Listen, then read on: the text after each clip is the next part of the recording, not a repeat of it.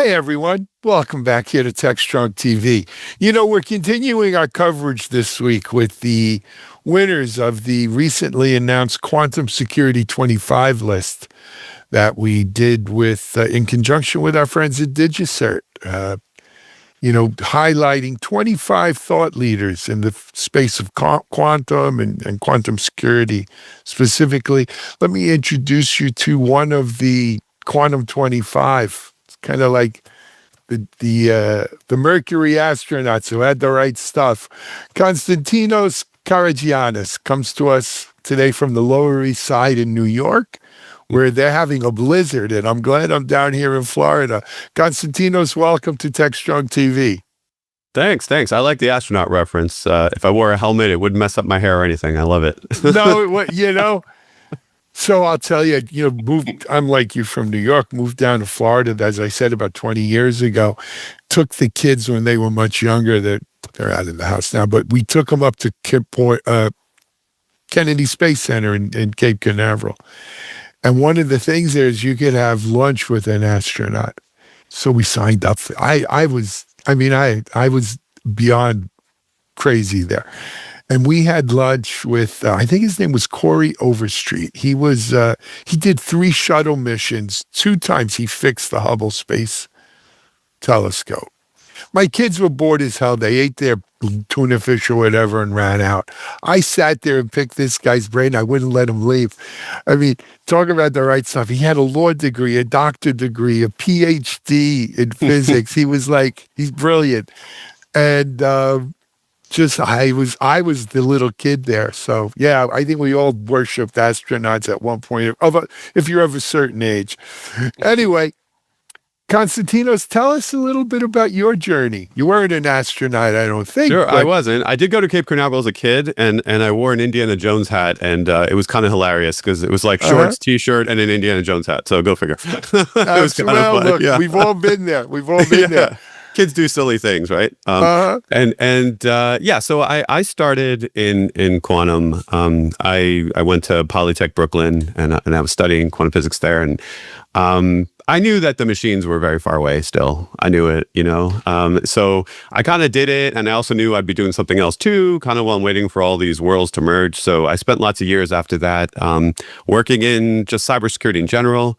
I ended up at British Telecom, BT America's division, and I was the CTO of emerging threats eventually.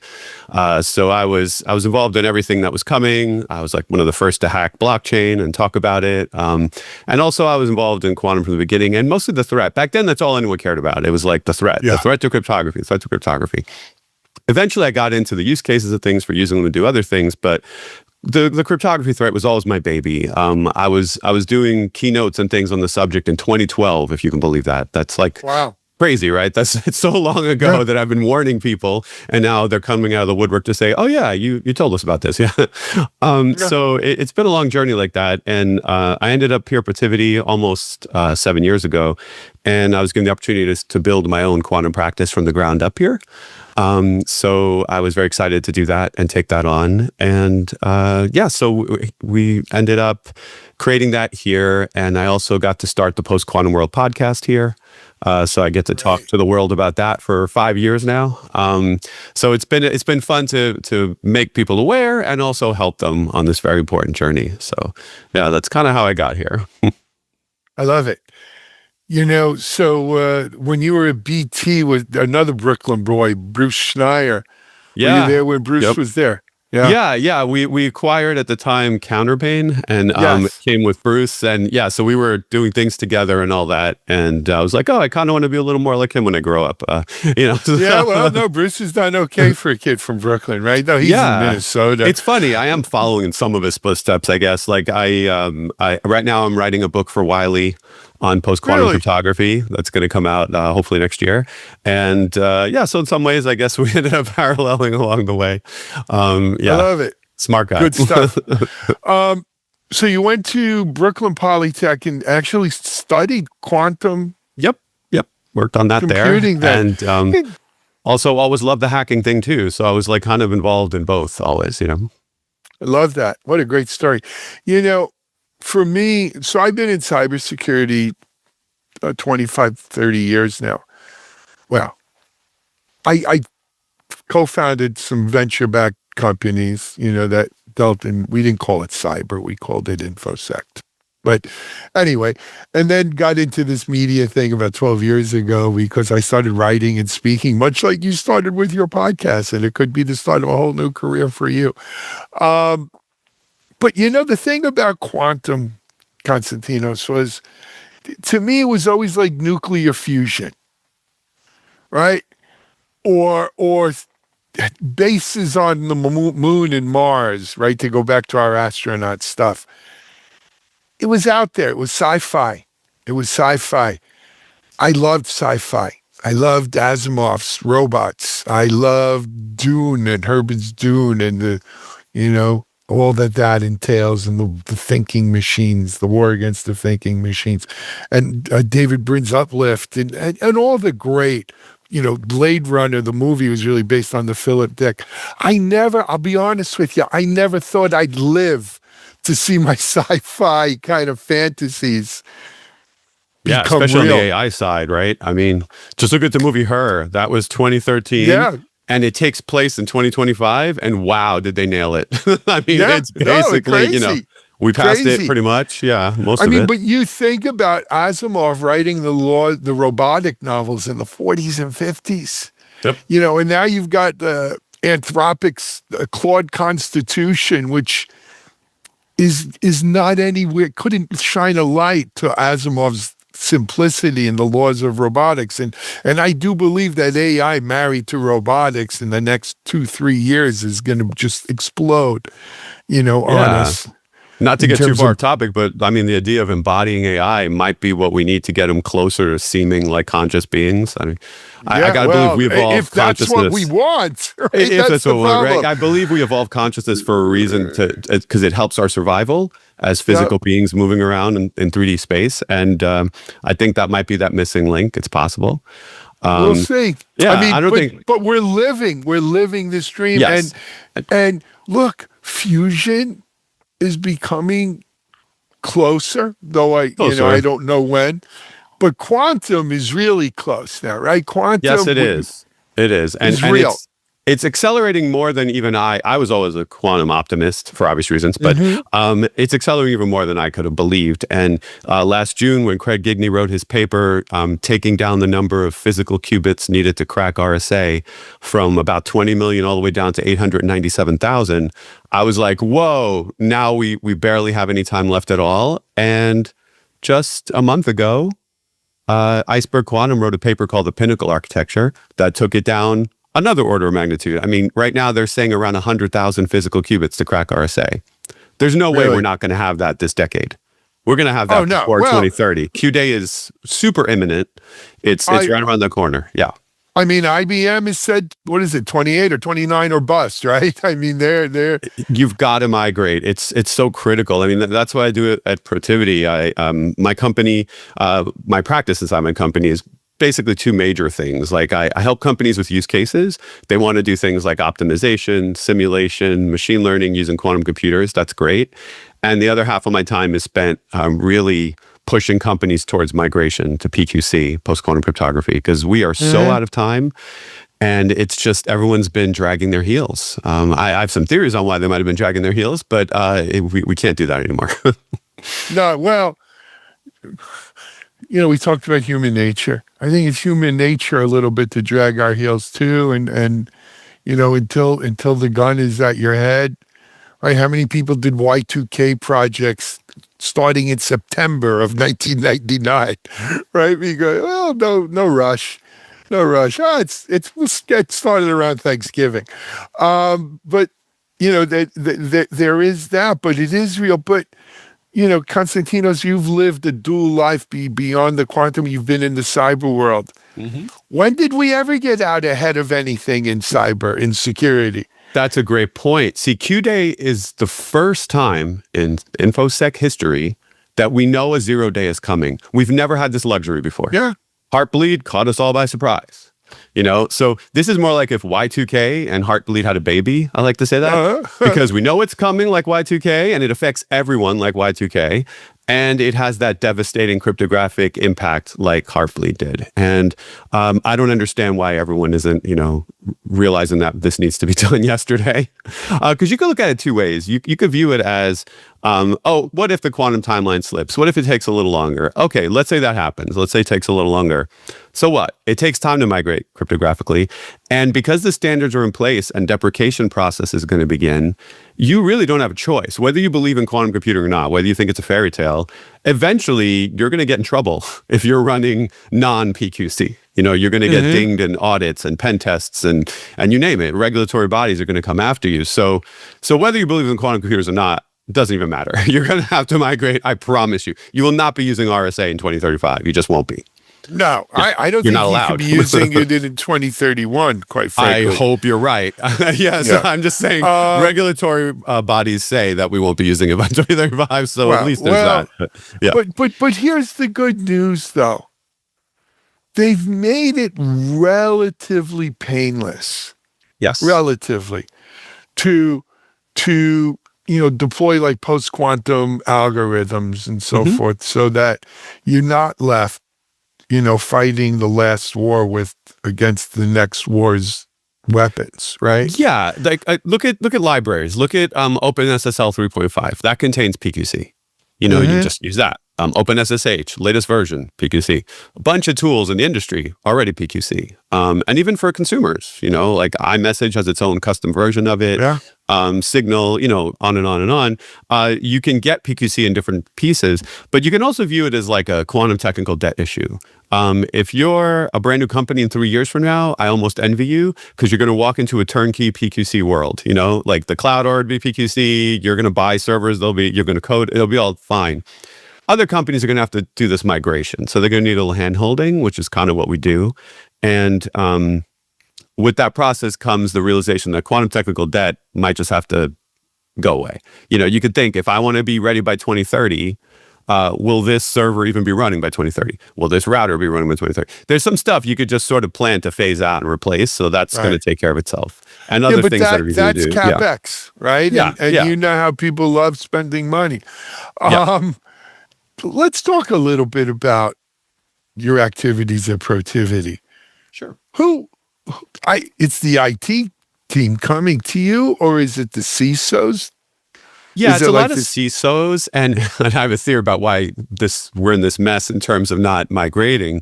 The average CISO's, this isn't my data, but the average CISO's lifespan at a company is 18 to 26 months. So let's say 2 years.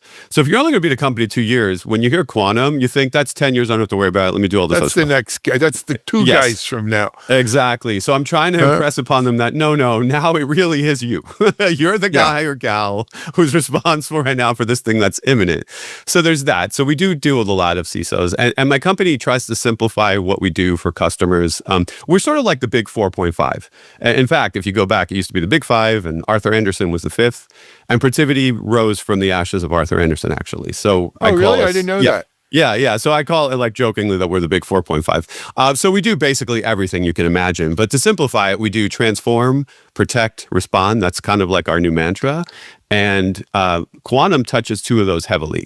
Like transform, I'm all about helping companies transform what they do through using quantum computers. That's great. On the protect side, yes, I really want to protect you. Please let me help you.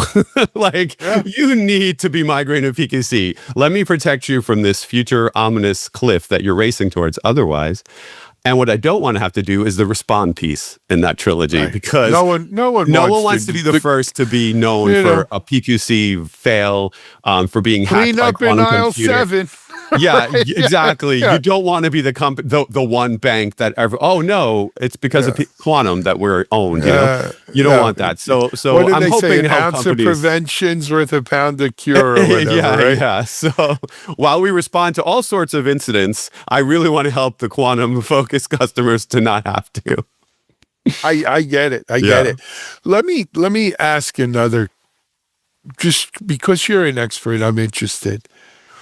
You hear people talk about the ticking time bomb of hacked, hashed payloads. Sure. Right? That, the bad guys have stolen encrypted data, just waiting for when Q day comes and they could get at it.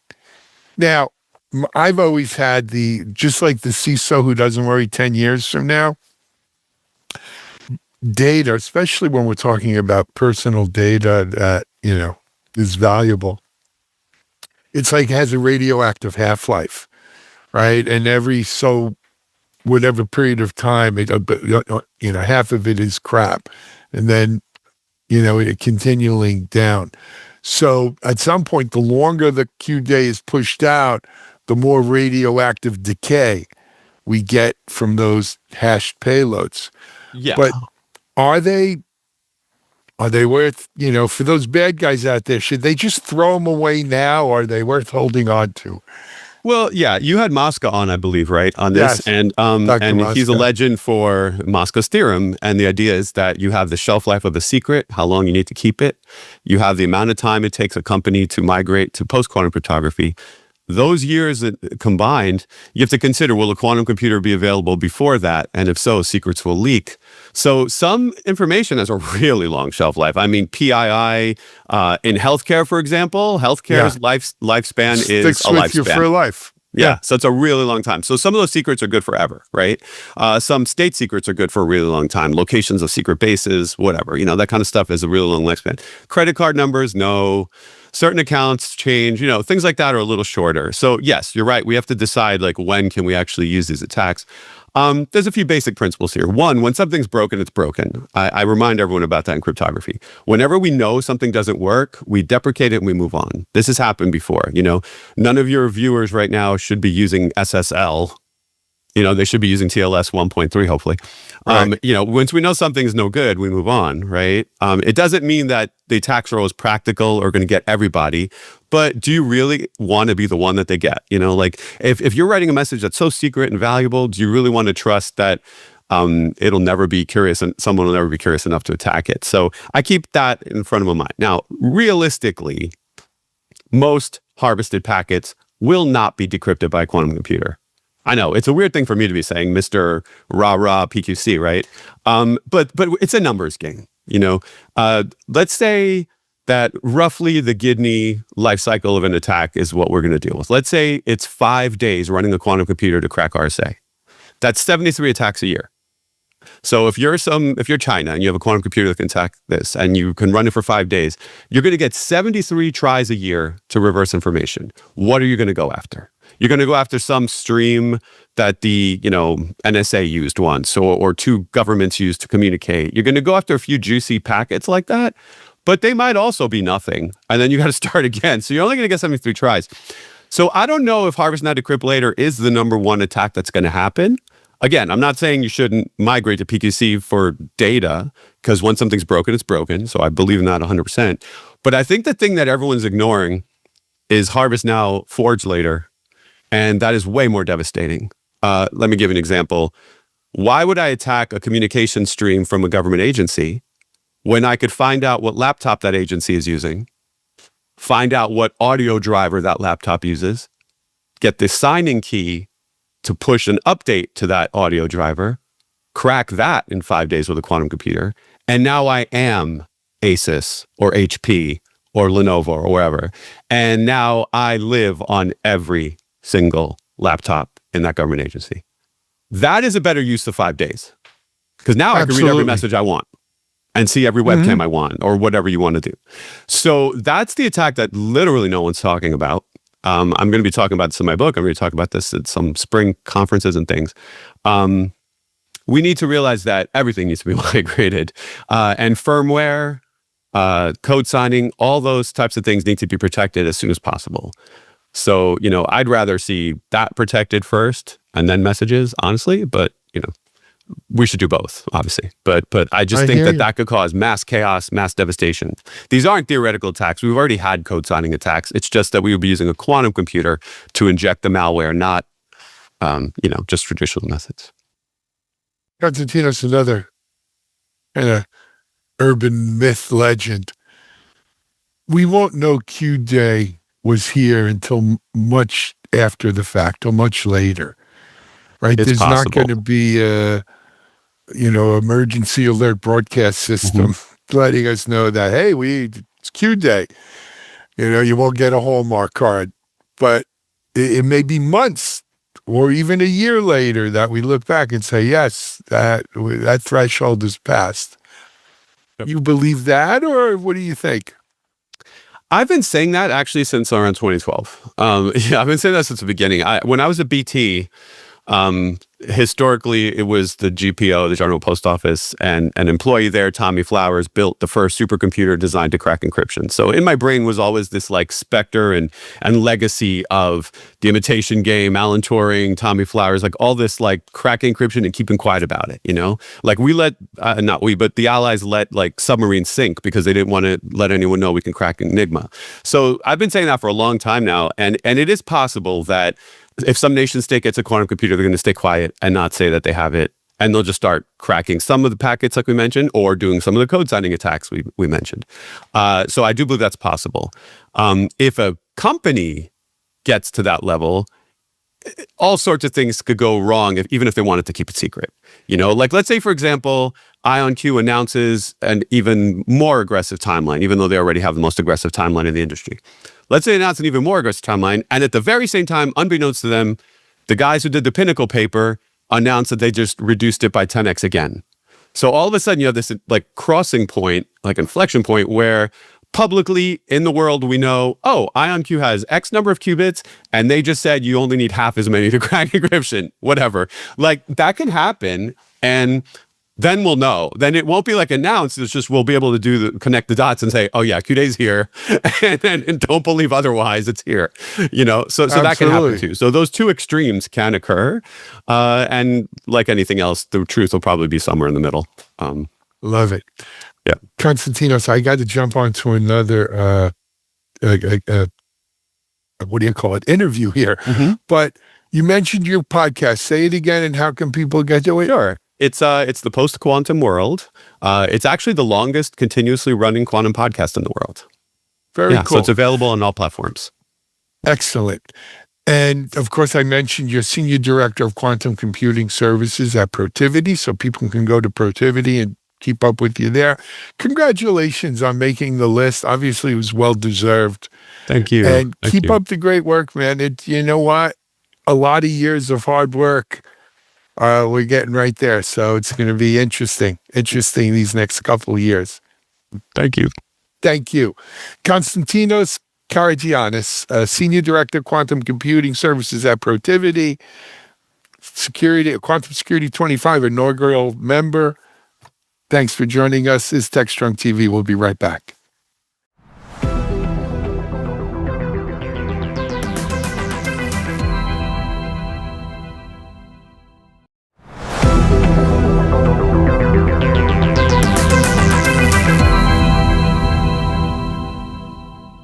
Hey everyone, it's Alan Schimmel from Techstrong again.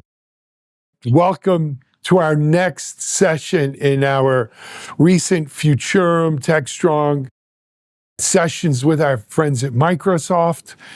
Today's session is Patterns of Success, and it features Michelle Lancaster, General Manager and Partner for Global Leader for Business Strategy and AI Business Solutions at Microsoft, and Futurum's own Mitch Ashley, Software Development Life Cycles. Michelle is going to unpack the patterns of success emerging from the most transformative customer engagements Microsoft has seen. In this particular session, you're going to see how organizations are successfully operationalizing AI through apps, agents, and chat to drive measurable outcomes. It's not science fiction. It's not vaporware. These are real live engagements that are with real outcomes and real metrics to look at. You can expect a strategic overview of what is really working, why it matters, what's not working, and why that matters. And you can use these insights to drive and scale business impact with intelligent apps. Let's go to Michelle and Mitchell now. I hope you enjoy this session. Thanks, Alan. My name is Mitch Ashley, and I am VP and Practice Lead of the Software Lifecycle Engineering practice at the Futurum Group. And I'm Michelle Lancaster. I lead business strategy in our go-to-market team for Microsoft's AI Business Solutions team.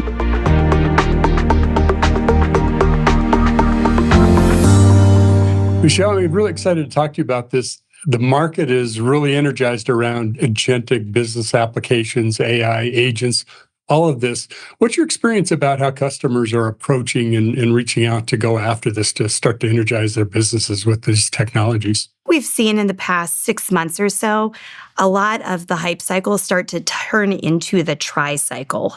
And that is not a three-legged instrument here. It's really, how do we go from thinking about AI and applications as something that people want to dabble in into something that is the future of their business? We're starting to see apps and agents and Copilot come together, starting to see the power of taking automated applications powered with agents and humans and running Copilot over top of it as their overall UX system. We're starting to see people go from individual productivity to things like, how can I change the way my business operates? And we're starting to see some really impressive results in terms of not just time savings, but real dollars saved as well across many industries.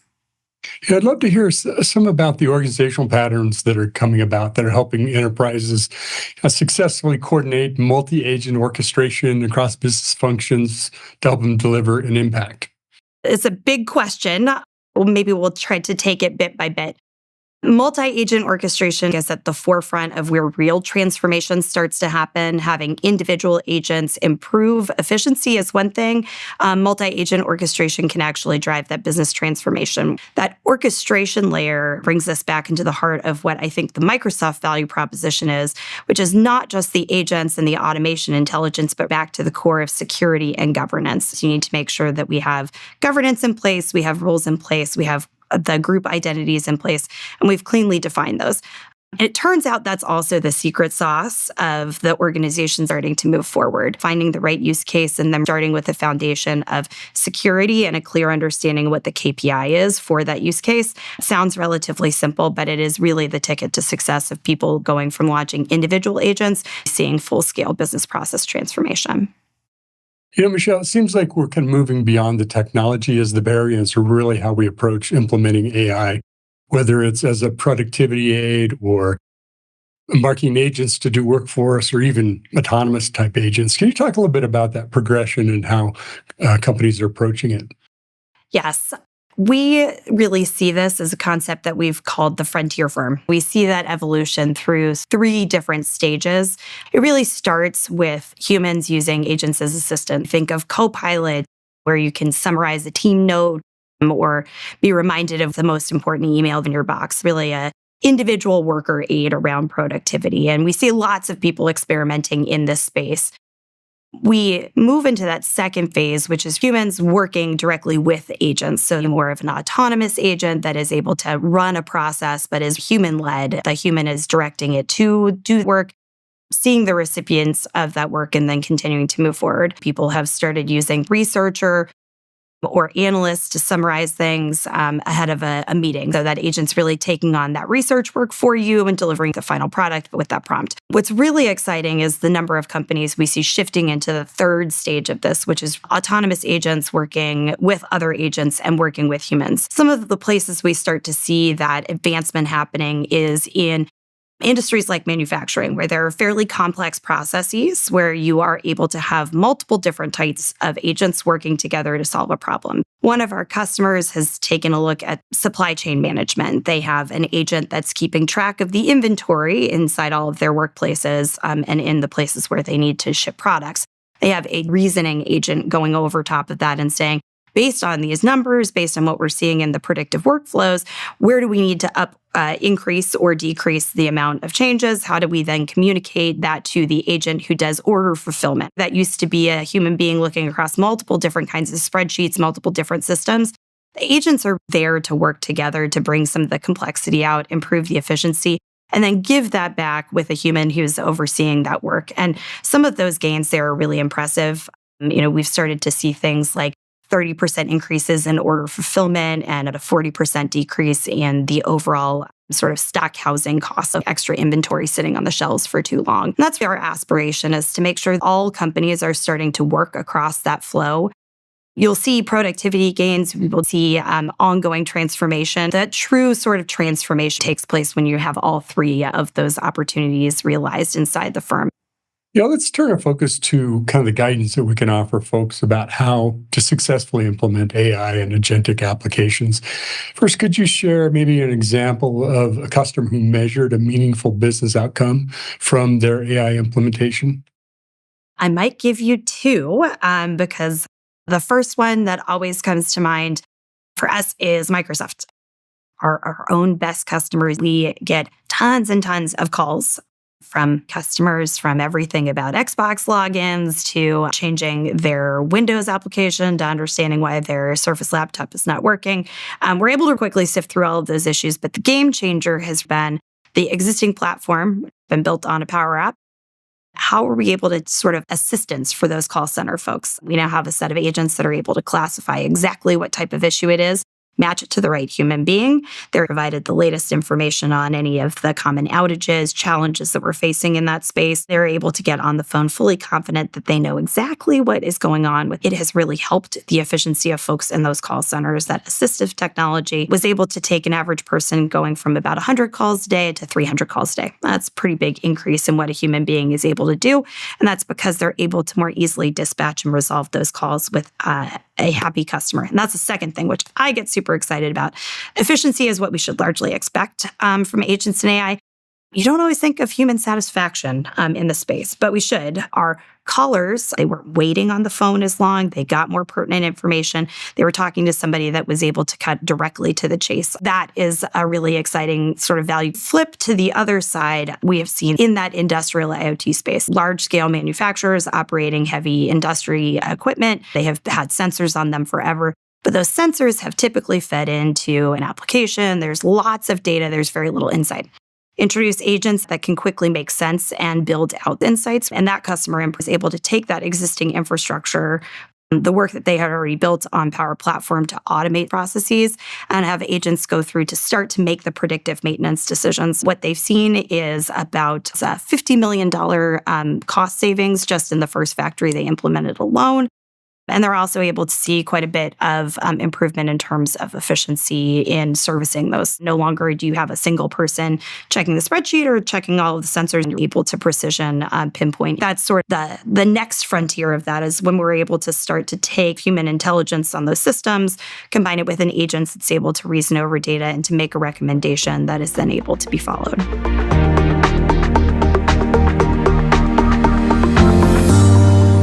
We're talking about AI, but we're also talking about the human element. What are the cultural or team structural changes that are effective or essential for scaling AI? This is probably the most critical question, and that's an easy thing to say. What we've seen is largely learned through what Microsoft has gone through. We know that for the culture to be in place, you have to start with security and governance, really starting with understanding. You've got to make sure that people have a bit of psychological safety with the information being disclosed. You also build psychological safety with the fact that there is a future for humans in all of these work streams. When we talk about the frontier firm, there's not an instance where there is not a human being involved in those processes. It becomes question of how can you build trust in the data that's being provided so you feel like it's assistive and additive. There are also organizational protocols that are really important. That also goes back to security and governance, but it also goes to some level of explainability. We talk a lot about evaluations. We talk a lot about benchmarks. That's not just to make the products better. It's also to really make sure that if you're trusting an agent to run a part of your business, you want to see some type of performance report, the same way that you want to see that from an individual employee. Are they doing their job? Are they learning over time? And that's why we've put a lot of focus into things like agent observability, the ability to run that through the governance center, and Power Automate. We've had this as part of the core of that product for a long time, something that we've built in throughout. So it really starts with trust from the individual, trust in the process, and then trust in making sure that you have some level of observability into that process to continue to make it better.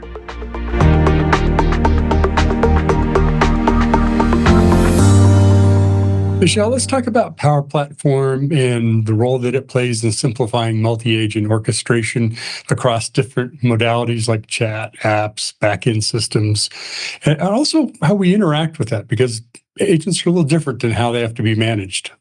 It's a great question. It's one that I am really glad you asked because we are getting lots of questions about what is the future of Power Platform and apps and what is the future of agents. And the answer is they are better together. Agents interacting with different applications inside the business through the work that we've already done inside Power Platform tends to be the ticket to success.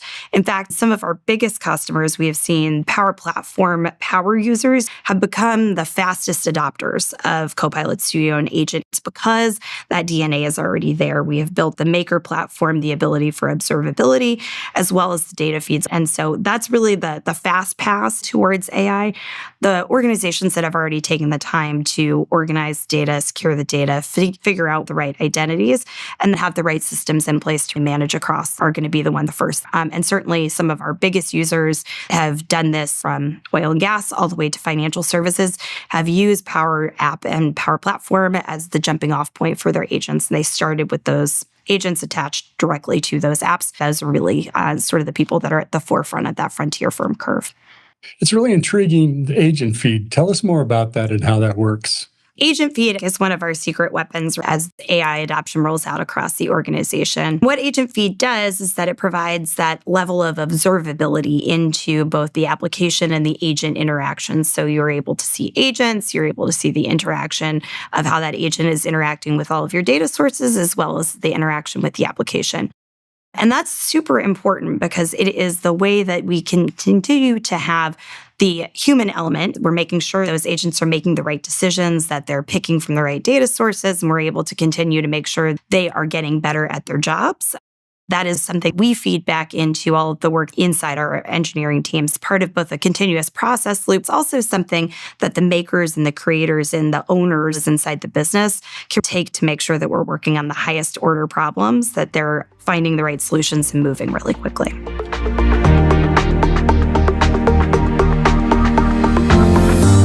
How does agentic automation reshape the way applications are designed, deployed, even delivered, built, especially by end users?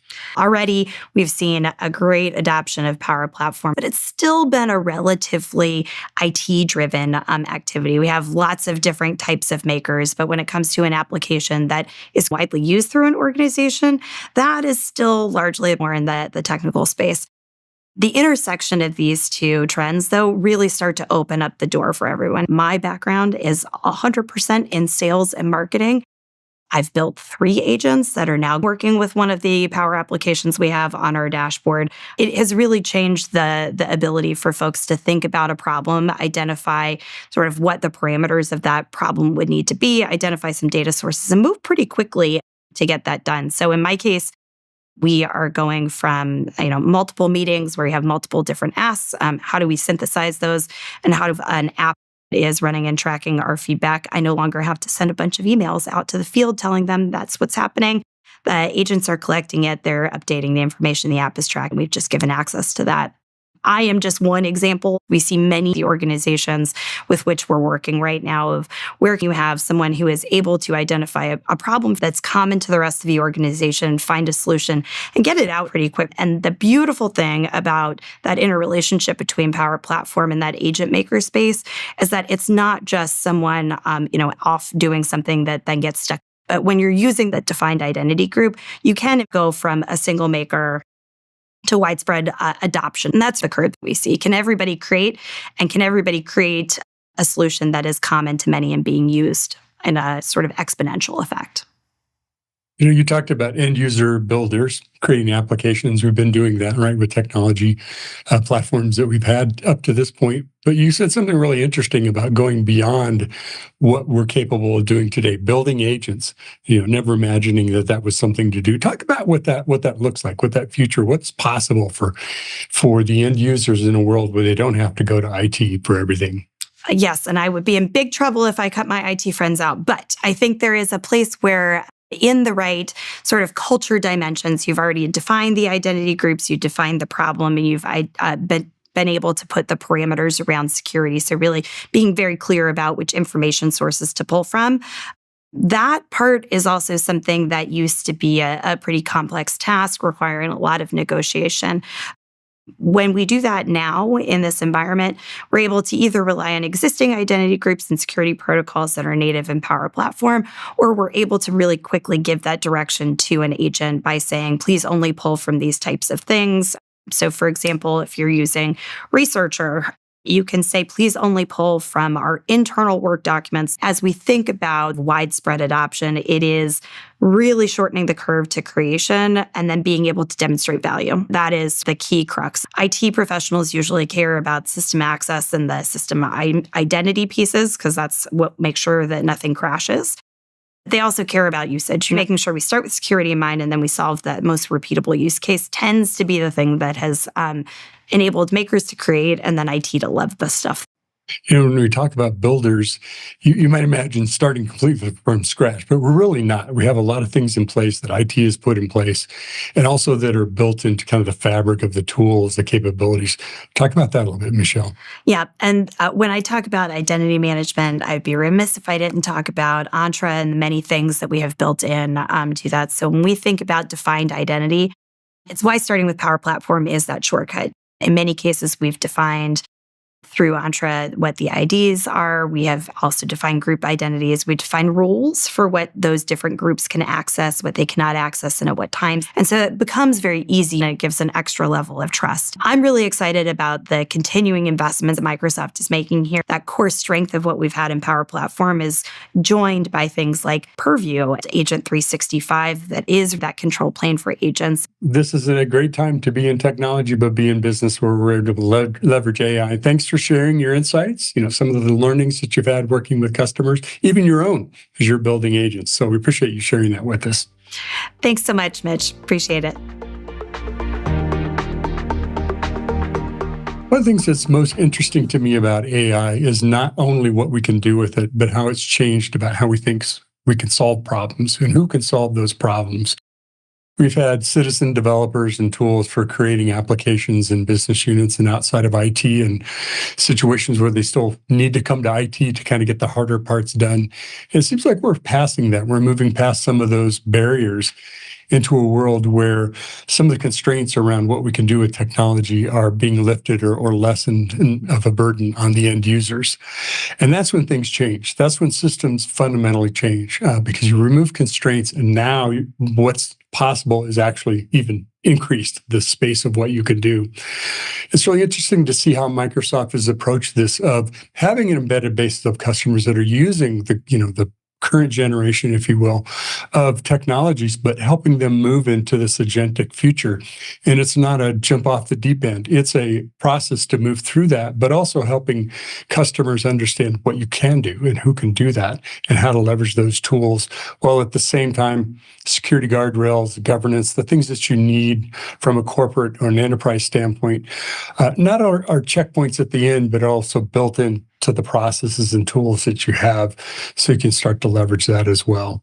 It's really exciting to think about the future of agents and what they can do as we moved into the second and third phases that Michelle talked about around agents doing work for us and then working along agents. I kind of think of it as not just humans in the loop, but humans leading the loop of agents that are doing that work for us. So it's an exciting future.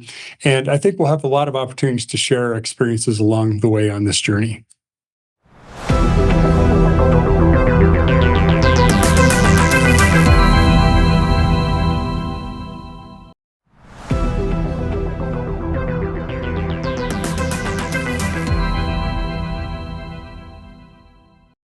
Hey everyone, welcome back here to Techstrong TV. It's great to have you. It's great to have my next guest too. Let me introduce you to him. It's his first time here. His name is Andy Sen. He is the CTO of a company called AppDirect. And Andy, it's great to have you on Techstrong TV. How are you? I'm doing great. And thank you, Alan, for having me on this program. I'm really looking forward to our conversation. And so am I. So am I. Andy, I know you're in Austin today, and as I said, you're the CTO of AppDirect. You and I are both kind of freezing in the 50s, where many of our friends and relatives are dealing with 2 feet of snow. So I guess, it's all relative, exactly. But beyond that, tell us a little more about you. Happy to. So I'm currently the CTO of AppDirect, and I would like to tell people I've been doing the same thing throughout my career.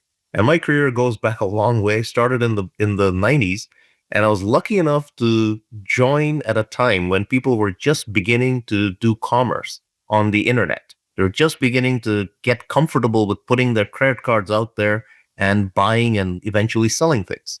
So I got into the IBM's e-business group where we implemented some of the first e-commerce implementations, and my career has kind of continued from there. I worked at IBM, I worked at Walmart Global when they went going online, worked at Salesforce when we launched the first app exchange. And about 15 years ago, I got in touch with some people who had founded this new company called AppDirect. And the whole reason for AppDirect is we wanted to create a marketplace, a destination for small, medium business owners to come and buy any kind of subscription product that they want, whether it's software, whether it's hardware, whether it's energy for their shops and factories, is to be that one-stop shop for all their business needs. And we've been building that vision ever since. We have thousands of advisors right now in the US who use our marketplace to provision all these services for small businesses. Our technology is used by small companies. It's used by large companies like an AT&T or Comcast or Deutsche Telekom to power their own subscription experiences. So it's all about commerce on the internet and how we've gone from web and the mobile, and now we're all obviously talking about AI and how does the rise of AI change the way we buy and sell the services we all need. Yep. I love it. I love it. So gathering for you said AppDirect's been around about 15 years. Mm-hmm. That's right. You know, one of the things I'm conscious of marketplaces because I've been using them a long time, and I've actually had the pleasure of interviewing and interacting with companies who developed marketplaces. I mean, it's a huge, and I remember when I first became sort of engaged with marketplaces, and I thought, what a great idea, right? What a great idea. In a past life, some of the startups I involved in, I was the channel. I ran the channel sales team, channel marketing, channel sales. And I said to myself, what a great idea to empower your channel, right? If you have a brand and they could kind of ride that, or be part of someone else's channel, right? If they have the marketplace, what a great idea for me to be able to sell products into that channel. Absolutely. And, I saw it in so many different iterations, right? AWS probably is the one I think people think of most when they think of marketplaces. But, whether you're talking about Shopify or Microsoft, I remember their .NET one. I mean, I would venture that there's a lot of marketplaces that our audience is interacting with on a regular basis, and really you're not recognizing that what it is just another marketplace, right? Because we've done such a good job of making them organically part of the experience, the user experience. And kudos to companies like AppDirect and who have pioneered that, right? And have really made it. I was out in reInvent in December, and you had all these, not all, but a select few companies that had gotten these awards for $1 billion in sales through the AWS marketplace. Think about that. Selling $1 billion in goods and services through the marketplace, through a single marketplace. Mm-hmm. That's really an accomplishment. Now, of course, AI is like it is in everything else. It's disrupting, but in a good way, maybe, right? Talk to us about how AI is disrupting, changing, evolving marketplaces right before our eyes. Absolutely. Before I jump in, since you brought up reInvent, I was at reInvent as well. And it's absolutely heartening to see those successes, people selling $1 billion or hundreds of millions of dollars on a single marketplace. One of the things that AppDirect does is we help software companies get onto other marketplaces like AWS. There are hundreds of some of the most successful marketplace strategy companies who are on AWS and selling millions, who are actually onboarded on there and manage their AWS experience via AppDirect. So just wanted to throw that out there as something that we do. But in terms of AI, yeah, we're seeing that as well, both internally for inside our own company as well as software, the platform that we build. We're using AI more and more to develop software. We're seeing this new phenomena where non-technical people are creating their own AI tools. We're seeing phenomena that point solutions that we used to go out and have to buy for, we can now substitute by something that's built over a weekend, for example. But what I think how this ties in with marketplace is, it's the cost to create software has gone down, but there is no AI for distribution. Once you have got some kind of a compelling software, you still need to market it. You still need to put it out there where your users can find it, where the users can actually buy it. And on the flip side, as a user of software, it's great. I can pick up a magazine or read or hear a podcast about all this great AI-enabled software. But how do I get my hands on it? How do I see unbiased reviews? Where do I actually go to get good advice on what these new tools are? And so I think a marketplace fits this new paradigm perfectly. As we're getting an explosion of new AI-enabled products, a marketplace is the right environment or construct or whatever you want to call it, to actually discover these new products and be able to figure out which one of these new products is what you need to use. And so, at AppDirect, I mean, we're absolutely loving this this AI boom. Sure, I would imagine. There's another angle to it too. Is I think the AI vendors are going to need marketplaces. Absolutely. So we're going to have more marketplaces than ever. Some will go to marketplaces to get AI products or AI solutions and services. So, why should that be any different than any other market? It's not. And so again, just to talk about some of the things that we're doing, I'm not saying that we're unique. Along with AppDirect Marketplace, which you can just go to at appdirect.com, we have actually set up a separate marketplace or a digital or an AI playground called devs.ai. And anyone can go there, whether you're a user, whether you're a company. And that's actually a marketplace or a environment where you can use any of the large language models. You can use the OpenAI, the Anthropic, Google, and use those as your base to build AI-powered software, to build AI-powered agents, AI-powered companions. And then once you're there and you've built something, you can use it for your own purposes, obviously, but you can also push those completed products to the AppDirect marketplace, where you have the distribution to distribute that all over the world if you think you've built something which can be used by everyone. I love it. What a great idea. Let me rip something out of the hot headlines and throw it at you. Absolutely. We were all a couple of weeks ago, well, now they call it OpenClaw, Moltbot, OpenClaw, it's OpenClaw. Right? It's made agentic real in some ways, right? To me, this is like when Netscape first became the browser, right? All of a sudden you went from text-based browsers to graphical browsers and it's real.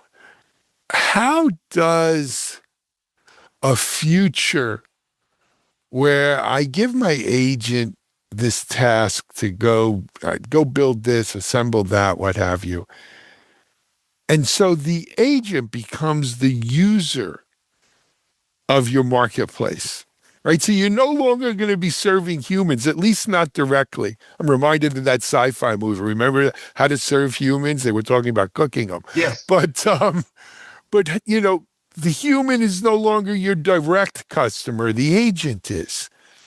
Andy, have you thought about that future, and what do you do? Yeah, a couple of things. One is you first of all you have to make it clear that or make it easy for your agent to actually use a marketplace. So from a very technical point, there's like protocols like MCP, which you can enable your marketplace, which makes it easy for agents to come and do whatever they want. To be able to search, they want to be able to buy, and we have enabled that. But there's a bigger issue, which you talked about, is like, how do you market to agents?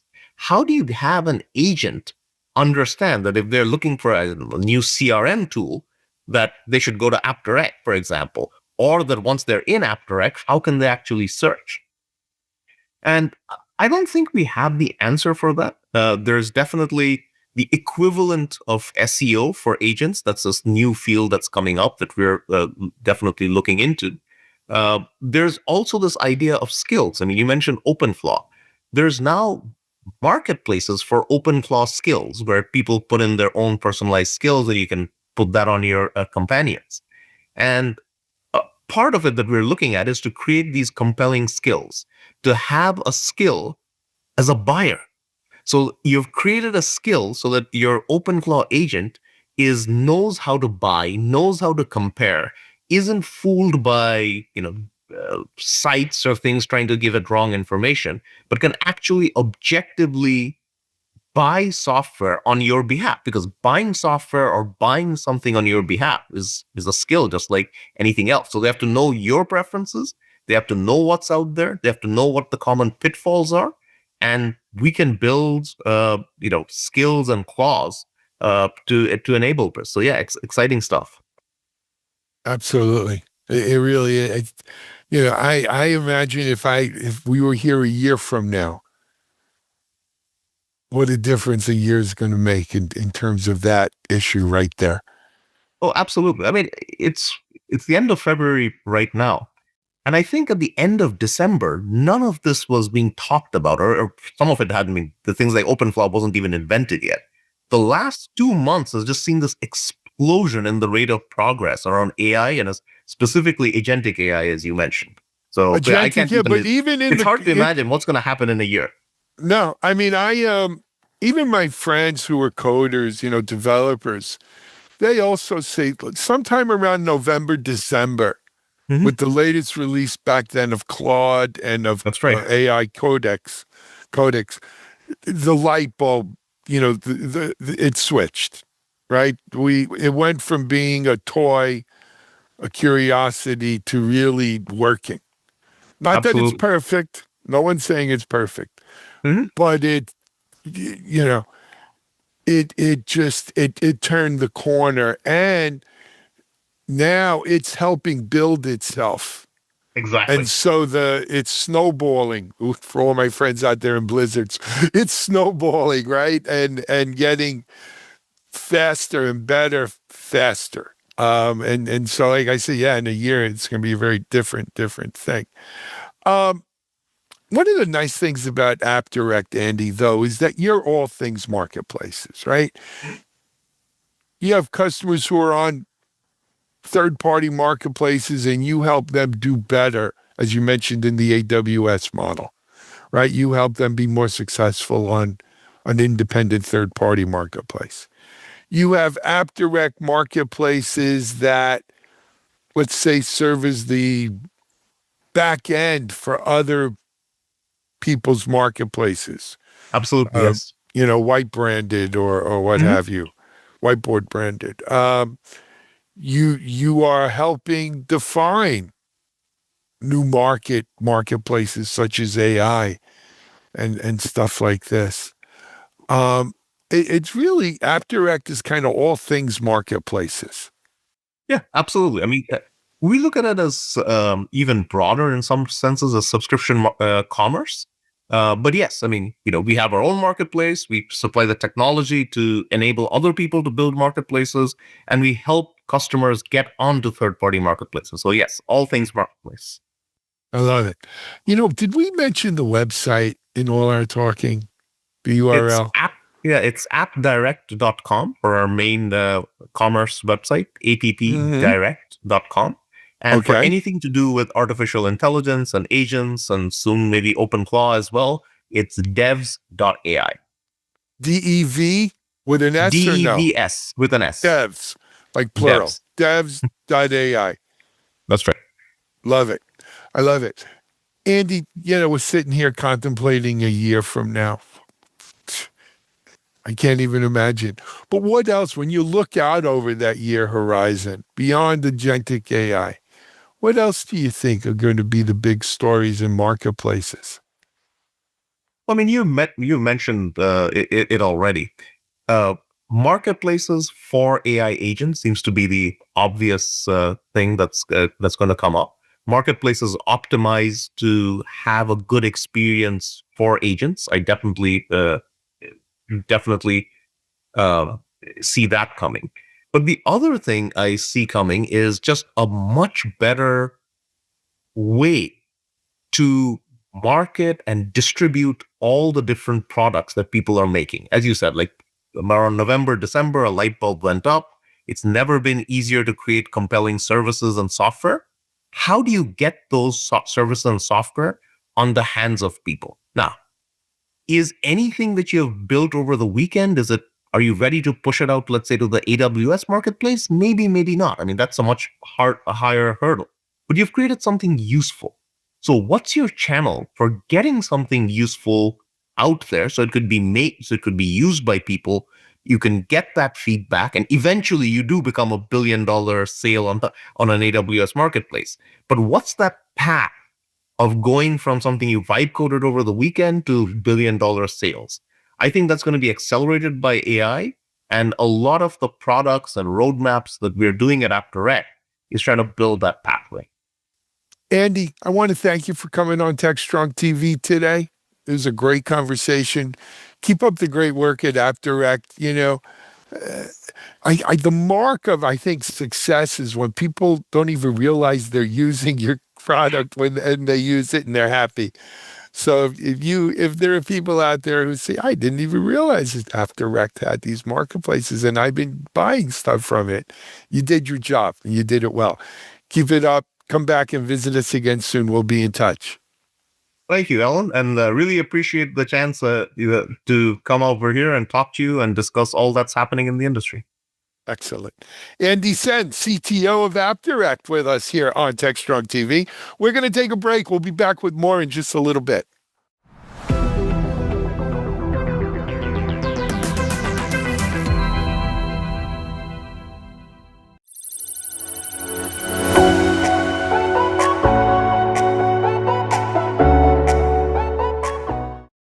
Hello and welcome to the latest edition of the Techstrong.ai Leadership Insight Series. I'm your host, Mike Bizarre. Today we're with Harshil Shah, who's Director of Engineering for R Systems and also heads up their Agentic AI Center of Excellence. Harshil, welcome to the show. Thanks, Mike, for having me. Really excited to be here, and we're talking about agents. So we're going to have a little chat about agentic AI and the workflows and how it fits into the enterprise, because it seems like we're running into some challenges, everything from governance to, change management and even cultural issues. From what you've seen so far, what are kind of the biggest issues that we're kind of struggling with now? Because I think building the AI agents themselves is not even half the battle. Exactly. Right. So I think the top 2 or 3 issues that we see when we work with a lot of enterprises is, first is that enterprises are quick to jump to implementation. They will identify a process in their existing ecosystem, and they'll have the mindset that let's introduce an agent to actually help me with this process, right?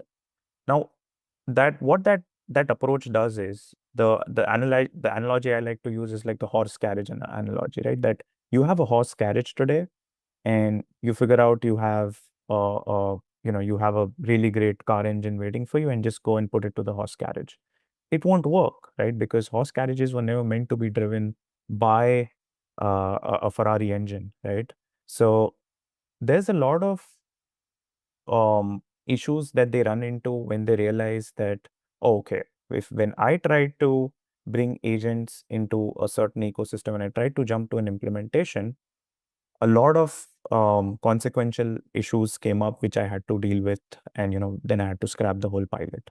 That's one where readiness of the data, the ecosystem to accept agents was not done before the jumping to implementation. Second, the governance framework around agents is something which is not a very well established framework out there in the world today, because this world is new, right?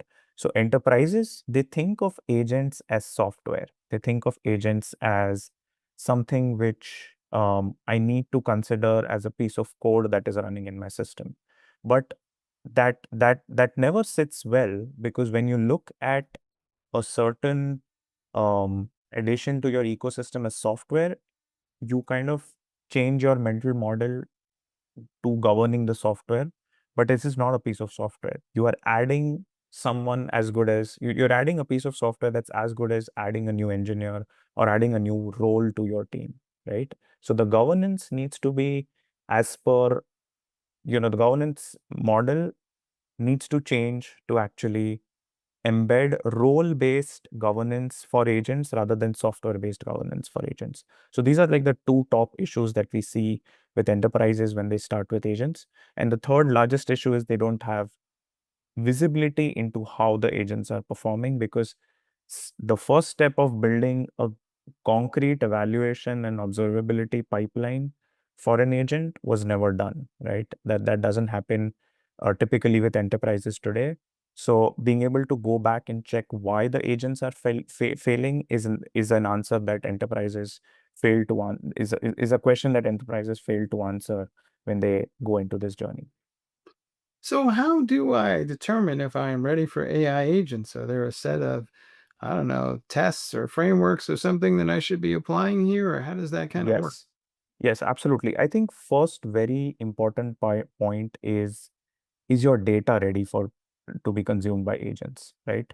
Today, um, a lot of the data or the system of records for the enterprises sits in a lot of different silos. It sits in it sits as tribal knowledge within existing team members, right? It is very important to understand that today, agents or not, do I have a unified view of what my product does as an enterprise, right? Do I have a unified place for me to go and check where all my data actually lives, right? That part is step one, where is your data readiness in place so that agents can consume the data to take actions or decisions on top of it. That's step one. Step two is, are you ready to put do you have the right infrastructure in place to track and evaluate and observe the agents that are being run in your ecosystem, right? Do you have the right logging mechanism in place? Do you have the right tracing mechanism in place, right? All of these questions need to be answered first before you jump on to bringing agents on board, right? So that second piece is very, very important to make sure that any kind of agents that get deployed in the enterprise, there needs to be a strong evaluation and observability layer that supports it, so that at any point in time I can go and check how the agents are doing, how are the last 10 runs of the agent, have there been very major errors, have we been seeing hallucinations. As long as you are able to answer these questions by going back and looking at a dashboard, then I think that's a good sign of readiness. And third is with respect to the organizational mindset, right? The organizational mindset needs to evolve from being, today enterprise employees are people who are doing certain processes themselves. That is their sense of, their sense of value they bring to the organization. So for when you bring agents on board, a lot of friction that we've seen in the past is adoption doesn't happen because the employees tend to think that this is going to take away my sense of value to the organization. But that evolution or that messaging across the organization needs to be passed on, that you are evolving the person doing the process to evolving to a role to a person who is orchestrating the process with agents or who is supervising the process with agents. So that organizational change management in terms of the mindset of employees, that's very important to establish readiness of the enterprise to start using agents. One of the other things that comes up is security, and it feels like once again we are deploying some emerging technology without thinking through the security implications. But AI agents have or should have some sort of identity and some sort of permission. I think we have a tendency to let them inherit the permissions of the humans, but maybe that's not a good idea because, well, shall we say, they tend to be a little overly aggressive in terms of what data they go look for. So, Exactly. how do we kind of navigate this? Right. So I think it's necessary to understand, it's necessary that even before you build the agents, uh, you put a simple um, you put a simple list of responsibilities that are tagged to each agent, right? And also not having the mental model that one agent is doing the job of a human. It could be several agents that are doing the job of a human. It could be several agents doing 30% of the existing job that the human is doing, right? So it's essential that when you're building from the ground up, attach responsibilities to the agents, at least tag them. After that's done, after you define the responsibilities of what the agent is supposed to do, then you need to audit what systems is the agent going to talk to, right? And for each system the agent is going to talk to, as per the responsibilities that you developed in step 1, it is necessary that in step 2 you decide what kind of permissions are needed for this agent to perform this responsibility in the most safest way possible, right? So inheriting all the roles and inheriting all the access controls that a human had doesn't really add up. So you have to build from the ground up, that you attach responsibilities, you figure out the ecosystem that the agent is going to talk to, and only allow certain level of accesses to the agent to interact or take responsibilities only for that specific level. That way, that is the new way of setting up um, agents, identity and access managements for agents, where you define a clear framework of how much access does the agent have, right? So that naturally will ensure that even if there are prompt injection attacks, even if the agent goes, out of his way to try to access or try to read some data that it's not supposed to, your access control layer that was tied back to the responsibilities is covering or adding the security layer for it. It seems like, and understandably, C-level execs are obsessed with, well, what's the ROI here? Are we going to be more efficient, et cetera, et cetera? And there's two things that come to mind about that conversation that I wonder if people are working their heads around. But the first is, well, not everything that we're going to apply AI to is going to deliver a competitive advantage, right? Because on a certain level, it's the new table stakes. If I want to remain competitive, I just have to be able to have this capability because, well, everybody will have this capability. Is that just kind of one of the fundamentals? I think what Henry Ford had said a lot of years back is that it is useless to innovate on something which is already working, right? So if, let's say, you have a very concrete workflow that is doing a very, very good job for you, it could be a piece of code, it could be just an established framework, then introducing agents there which are non-deterministic in nature, they have their own sense of reasoning, is where you will start seeing the friction points of trying to adopt AI for the sake of adopting AI, right? So what typically C-level executives that we work with, and we consult them, we tell them that you need to identify the top 5 use cases in your organization that require reasoning, that require high-level reasoning, that require high-level autonomy. And then the most deterministic way of building that, either through code, either through introducing LLMs at different places, try to do that, right? Try to make it as deterministic as possible. And if it still doesn't work, then try to bring the agents on board who are trained to do the multi-level reasoning to be able to achieve that task. But you have to start from the bottom up, where you try to make it as deterministic as possible, and then get to a stage where the agent is doing the reasoning and doing the job for you. So I think for C-level executives, typically they start from the top down, but it actually needs to start from the bottom up. To your point about that, in some conversations I've had with folks, they're saying that the process that they're managing using AI is now taking longer, but the output, the quality is better. So, what they're doing is working through multiple AI agents to orchestrate something, and it's taking them longer to do the task, but they are creating something that is better at the end of the day, but it's not something that necessarily the company can charge more for. It's just more something about, it gives the end customer a better experience, but it's not, shall we say, monetizable. Yeah, got it.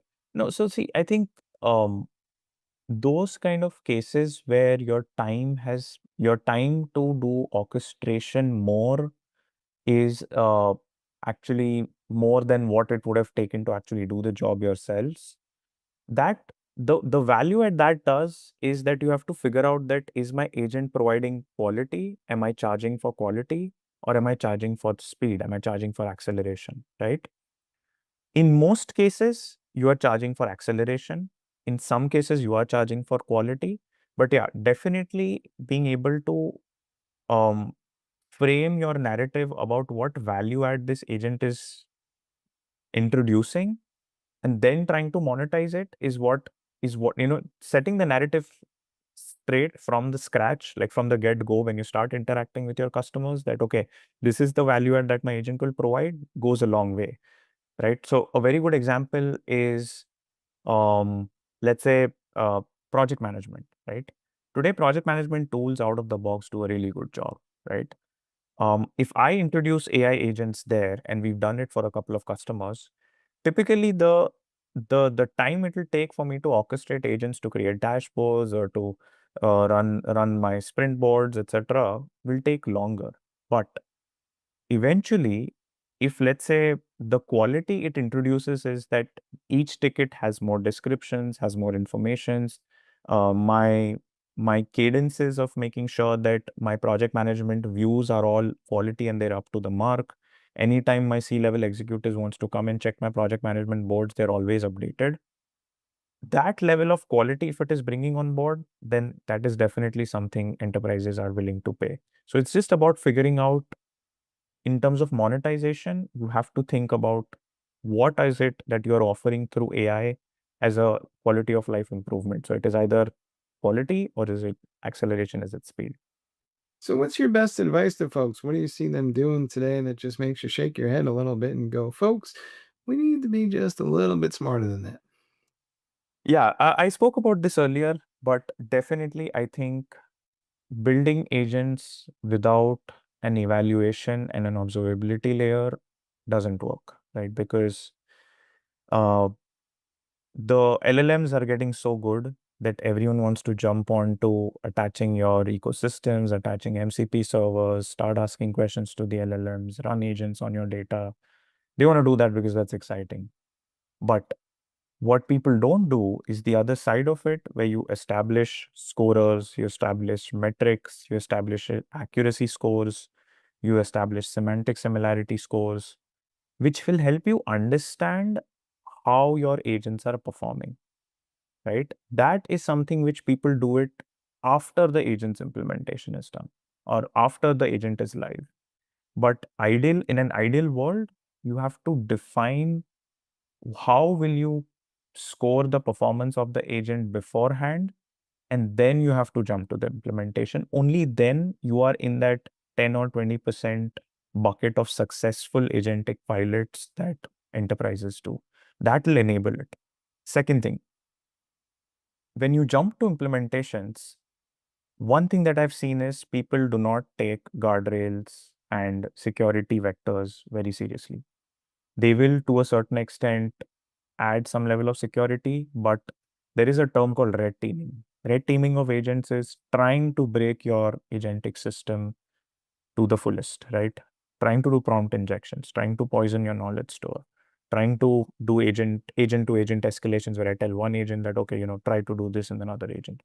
So trying to red team your agent first and then deciding the security architecture of the agent to reduce your attack vectors, that will go a very, very long way, because especially for consumer facing or B2C facing conversational agents, the attack vectors will blow up very significantly if your user base blows up very significantly. So these are some of the bits that I've seen, that you have to take an evals and observability first approach, and you have to take a security first approach to building AI agents or even using AI agents in your ecosystem. All right. Hey, folks, you heard it here. Even in the age of AI, there's no substitute for the fundamentals. And if you skip them, you're just going to pay for it harder later on. Harshil, thanks for being on the show. All right. Thank you, Mike. Thank you all for watching the latest episode of the Techstrong.ai Leadership Series. You can watch this episode and others on our website. We invite you to check them all out. Until then, we'll see you next time.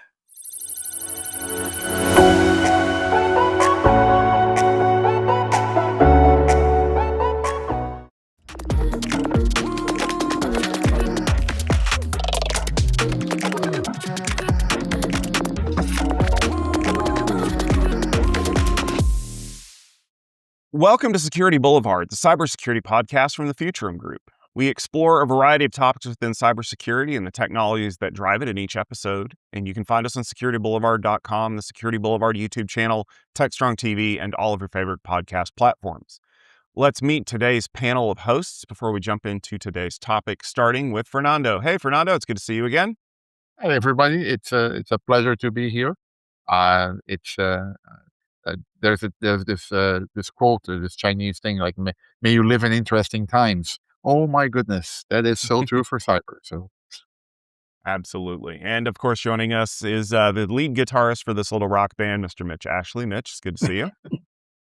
Great to be here, Fernando. I wonder if the Chinese proverb included, and you may need to show snow shovel during those interesting times. For those watching this now, like I'm up in Canada. For us today, the snow is absolutely it's not a problem. But I've seen pictures from our friends in the East Coast with snow like way high kind of stuff. So yeah, good luck to everybody. The one thing I would always recommend is I'm a proponent of ergonomic shovels, right? The ones that have like the bent thing, right? They are very good for your back as opposed to the straight handle ones. I am a fan of not being in places where it snows because that's just how I roll. But I get other fun weather. Luckily, I can hide from it. So let's jump into today's episode because we're going to be talking about AI. Once again, if you watched last week's episode, you heard myself and Mitch and Alan talking all about the fact that we now have the ability to discover so many different exploits, vulnerabilities, potential avenues of compromise, all thanks to things like Claude and some of the new tools that Claude is leveraging, thanks to our friends at Anthropic, who's programming Claude to do that. But we wanted to focus this episode on the fact that now it seems like everybody has that snow shovel for that snow problem that we've discovered. And it is the form of agentic AI security. It's this massive group of tools that are being released that promise to go out and plug all those holes that we just uncovered. It reminds me of the traveling salesperson that would come around to your house and they'd sprinkle all the dirt on the floor and then they'd use your vacuum cleaner to vacuum it up. And oh, no, your vacuum cleaner doesn't do really well with that. But my magical $1,500 runs on fairy water vacuum cleaner, it'll pick up everything. It'll even pick up, the gravel underneath your house and pull it through the floorboards. And you're like, but wait a minute, something doesn't feel right here. And I think there are a lot of people that are out there that maybe have that same kind of perspective when it comes to AI security. Can it really do what it says on the outside of the tin? Can it find these vulnerabilities? Can it patch them? Can it keep me from being attacked by the nefarious people using AI to leverage their capabilities? I want to kind of open this up to you both because you've done a lot of research into this area. Can we stem this tide before it becomes a tsunami? We live we live in interesting times. I think that we cannot. I think that this is we can pull in all the analogies about putting toothpaste back into the tub no, we can't, right? I think that this is an acceleration of what is required, and the challenge for security professionals, defenders primarily, right, is this is the time where you need to zero in on, okay, out of everything that's happening in the world, what is important, right? So if I could pick a word for 2026, it wouldn't be agent. It may be context, right? What is the context for what's going on, right? Okay, Anthropic released Anthropic released that Claude Opus 4.6 found 500 vulnerabilities. Great. Okay. Do any of those vulnerabilities affect us? If they don't, it's noise, right? It's not noise. But it's not an immediate signal, right? I think that we should all. This is the time for all of us to dig into our Eisenhower matrices. You know, what's urgent and important, right? Is it urgent and is it important? Great, do it now. Is it important but not urgent? Okay, when do you plan to do it? Is it not important, not urgent, but sorry, not important but urgent? Okay, and not urgent, not important, forget it. But yeah, this is the time for context and prioritization. Hold on. You brought up a good point, and I want to make sure that I get this in because I know Mitch has got something really smarter than me to say. But that Eisenhower matrix piece, I think, is the crux of the problem, because the matrix was developed by a 5-star general who was in command of all Allied forces in Europe. If you asked a private on Omaha Beach what his Eisenhower matrix looks like as far as urgency and importance, I promise you, it would look radically different. And that's the issue. But we're running into that problem now, right? Is there is a strategic aspect to a lot of this where we have to deal with resource contention. Well, why didn't you just pay for that? Because the security license for that particular thing would have bankrupted the company. So we're going to go without it, and we're going to modify tactically on the ground when these problems come up. So to Eisenhower, you know, it may be important that I get the 1st Armored Division into Bastogne a day early. To a private, his important thing is not getting left behind because he didn't get all of his stuff packed up in time to make it in a day early.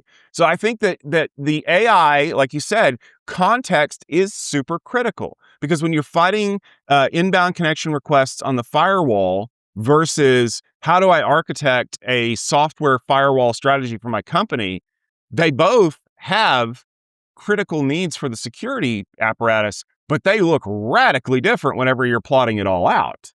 Oh, absolutely, right. And I would argue that the Eisenhower matrix applies to everybody. Like, just what is urgent and important for you is different than what's urgent and important for someone else, and but it's about your prioritization strategy for what you are doing, right? And I don't have any great analogies for stories from either Chinese proverbs or military generals, but Yogi Berra had a great saying is, deja vu all over again, right? We keep living Groundhog Day again and again. Just my own personal journey is in 2002 or so, created a product that took all the output out of scanners, vulnerability Nesses and other scanners, and put it into a workflow tool. The immediate reaction was, that's really nice, but I don't have time to fix all that. I don't even know out of that what's even important to fix. We're in the same cycle again with AI. Okay, we can find 500 more vulnerabilities that have never been found. Maybe AI fixes them, maybe it doesn't. Does a human need to review it? Maybe we do, maybe we don't. But creating more alerts, more information, finding more issues is not the problem, right? The problem is we are now it's not just context, it's cognitive load. I would add that plus cognitive load. Fernando, to your words of the year, Oh, good. because humans can't respond to that. So the vendors have to shift strategies from we're getting better at finding things to we're getting better at fixing things in a way that our users will trust it. Yes, and right, and your typical intro here. Yes, and they need to overcome a key challenge, which is what got us here won't get us there, right? So the act of finding a vulnerability is radically different than the act of fixing it. And I think that one of like as we were recording this just a few weeks ago, or sorry, just a few days ago, we had the release of Claude Code Security, and before that we had um, OpenAI has Aardvark, and AWS has the security agent, and so we're seeing this movement where there is there is an impetus to release security, the agentic capability to go beyond, hey, what's the vulnerability? Here's the vulnerability in context, and here's the pull request to fix it, and so on. And that I think it's a step in the right direction, right? The challenge is, how do you organize your security program so that you can take that kind of input? That how does it fit into your pipeline, into your process? You know this hell of a lot better than me. Sorry, but fixing it requires an organizational shift, right? That people should be architecting for. Organizationally, and I think also the vendor has to make that same shift, right? It's not just there's a big movement of shift left of vendors all moving into the IDE, right? All we're doing is pushing the snow from the driveway into one big pile to the left, making it bigger and bigger, and there's no way that a developer is going to dig out of that. It has to be automation. It has to be ways of fixing that, to your point. And fixing it in that context that the organization, the customer is going to accept, trust it, and be able to rely upon it, as opposed to having to double check 5 times the amount of work I have to check today out of code generation from Claude or whatever. So I would argue that one of the reasons why those platforms look the way that they do kind of goes back to the vacuum cleaner example, but more importantly to an example that a friend of mine, Sam Clemens from the wireless space, wrote about one time in a blog post that, I kid you not, was entitled Drag Racing School Buses. There's a tendency in the wireless industry to enable ridiculous things straight out of the box. Why would you have wide channels out of the box and all these bells and whistles turned on that you never do in a production network? It's because when people test these things, they take them out of the box, they plug them in, and they run the tests. They don't configure, they don't tweak, they don't maintain, they don't manage. They want to see what it's like. So a long time ago, somebody said, well, if I just turn on all the crazy bells and whistles out of the box, my test scores will look amazing. I think that a lot of these tools are designed for that out of the box, show it off to the customer thinking, here are all of these alerts, and you're finding all of this stuff, and all of these things are stuff that only we can help you fix. Now, when you get the fix is we're going to roll all of these together. Like in the networking world, we get this a lot where like all of the devices on the other side of a WAN link will throw an alert when the WAN link goes down. So most modern observability platforms will cluster all of that stuff together and say, hey, the WAN link went down, which means some other stuff went down too, so that we don't get alert fatigue. We don't get the syndrome of like, I'm just going to ignore everything. I think that it does a disservice to people to say, look at all of the stuff that we found, when in reality, it's not maybe much more than we already knew about. It's just we want it to look impressive when it's like matrix code swirling up and down on the screen when it's on the salesperson's laptop. And I love sounding like a broken record, which I recognize as an expression that gets that is not like yeah. Anyway, but sounding like a broken record, right? We go back to, it's a problem of incentives, right? It's a problem that it's a problem of information asymmetry, right? How are you evaluating the quality of the tools that you are buying? Well, oh, how many signatures do you find? Oh, how many alerts do you generate, right? And this is where we encourage people to look into how are you selecting, what is your selection process for the tools that you're having, right? Where do they fit into, like, are you looking at them in isolation? Because Tom, to your point, if the wireless test requires wide channels because that's going to give you the best performance, that's what you're going to, and you're being measured on that. Well, so what? Right? That's what I'm going to do. Doesn't matter the consequences. And this is where to tie other things we've talked about in this podcast, right? We talked about the work that CISA was doing, right? Was doing, right? Secure by default, right? How it's pushing a very, very laudable effort of getting cybersecurity vendors to release capabilities and products and offerings that are more quote unquote secure by default. There is a complement to that, which is secure by demand, right? How do we, as buyers of that technology, how do we change the RFPs, the tenders that we issue to be more demanding or to request security capabilities differently? And that is the thing that, as much as I love what's being done with agentic agentic security tools, they can fix that. That is a cultural maturity, organizational issue, and that requires people to do, at least for now. Sure, I can fix it. I'll just bundle it in as a service, so it only charges you a month fee, and it doesn't hit your CapEx. Therefore, I'm the lowest bid, and I win. I was thinking back, I had the really great privilege of interviewing Michael Coates, who was the former Twitter CISO, not too long after he left. This has been a few years back. He said something that really stuck with me is, when I evaluate vendors, one of the top criteria is, will this require me to hire any more people? Because if it does, boing, it's off the list. We're not talking about it. Even if it's managing a SaaS or, a managed service, security service.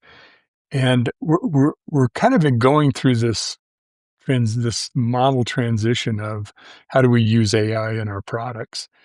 And I'm a big fan of theory of constraints, Goldratt's work, which is, I think it's one of the most brilliant pieces of work. And it's he wrote a book called The Goal, and the goal was all about this guy trying to figure out running this plant, trying to figure out what is he trying to do, what are they trying to ultimately do, and the goal is making money, right? So is adding more people making more money? No. Is that finding more vulnerabilities making more money? No. Those actually in the Toyota manufacturing sense create unplanned work. And now you have more work for people to do if AI isn't taking care of it. So I think it's a mistake for any vendors to accelerate their products at finding more problems. If it's accelerate their products at analyzing and reducing it to the urgent and important, Eisenhower matrix, that's valuable, right? Because now you consume less resources. So you got to remember what the goal is. What are we trying to do? Yes, we're trying to block the bad guys, but not at the expense of making us go out of business.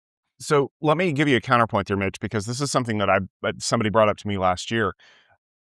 One of the issues that we run into is it's all well and good to have a system that automatically remediates stuff in the background and then maybe provides a summary or something like that so that I don't have to do any extra work. The problem is that somewhere in that chain, somebody needs a number to justify the thing. And one of my friends last year was telling me that they were working on a system one time where the metric was tickets closed. We are only going to say that this solution was successful if we are closing more tickets than a given point in time. And immediately, my brain went, wait a minute. If the purpose of the system was to reduce the amount of tickets that are being generated, but you're grading the success of the system on how many extra tickets it closes, first of all, you're shooting yourself from the foot before you even start. But second of all, because nobody would do this, right? No, nobody would do this. What would stop me from generating 1,000 extra tickets and closing them immediately because they're all low priority? And then, it looks like I'm a hero, because we do fall into that trap often where we have something we wanted to succeed and we want to make sure that the people above us understand that. So are we willing to put our thumb on the scale just a little bit to make sure that this is the one that works this time? Economics. There's those incentives all over the place. Yeah, that was a nice lob right over the net to Fernando. Right. we have to work. We have to understand that this is the game being played, and we have to be able to navigate that game. Right? It's not, Tom, to your point. It's blindly. Let's not measure in a way that creates that creates this kind of perverse incentive, right? Mitch, you brought up gold rat and the goal. The thing that that always struck with me is that it's about understanding where the bottleneck is, right? If the bottleneck is closing tickets, right? If you do anything that doesn't help close tickets, you're not helping, right? And if you do anything that is after the ticket is closed, it doesn't help. The bottleneck, like the solution, every system has a bottleneck, right? The name of the game is, how do you architect the system so that the bottleneck doesn't make a difference to your business outcome. That is the point. But we already created this bottleneck, because how many times have you heard some CEO get on a news program and say there is now a mandate inside of my organization for my people to use AI? I want to get the numbers up. I want it to look like I'm on the forefront of things. And to Mitch's point, yep. No, you should not be using this stuff. You should be checking the results of it in a sample. You should be dealing with the exceptions that the system can't handle. You should not be interacting with this system. It's like password resets, right? Password resets are probably the most elementary function of a help desk. And we have thankfully evolved to the point where we don't even need a human interaction with them anymore, right? You click on the forgot link, it sends you the verification. It's automated. Like I remember when I was first starting my career, like I thought by this point in my career that 90% of my day was going to be filled with password resets, because that's all it ever was at the help desk level, right? I forgot my password. I need you to help me log in. Can you do this? And now, like, it's to the point where if I don't even remember, like, hey, I haven't logged into the system in a month, I'm just going to go ahead and reset my password, because why? Why not? We've automated that away. It means that we get to focus on the harder jobs. Absolutely. But then, like, what does that do for the metrics of utilization? Like the agents are out there running, they're doing their job. They're doing the things they're supposed to do. But then, somebody gets mad because, we're not using it nearly as much as the people across the way, and they're more successful than us by some made up metric that they talk about on the golf course every Thursday. Yeah, to that point, that's the unplanned work problem in Goldrat's theory. The bottleneck is the constraint, right? Yeah. To Fernando's point, to say a little more about it, if you fix problems before the constraint, the bottleneck, all you do is make more work arrive faster, right? So you build up a bigger bottleneck. If you work on problems to after the constraint, you create more capacity that's unused, is sitting there idle, right? So you're wasting resources. And as you solve one constraint, the next constraint will move somewhere else in the cycle. To now the issue is over here, so let's go tackle this. And the issue isn't to play whack-a-mole on constraints, but really to solve the right problems that you're doing. And so I think that's what we're saying is you are either planning your product cycle, your product benefits value to the customer. You always have to think about, so how is this going to reduce cognitive load, not increase it, reduce workload, not increase it, reduce the creation of unplanned work, not increase it, all of those things. So you want to be on the positive side of the value to the end customer, which ultimately is about making money and being profitable and having happy customers, employees, et cetera. So whether it's security products or another product. That's why I'm such a big fan of Gold Red. I'm glad we should do a whole series on Gold Red. We should. Fernando, you and I could go crazy.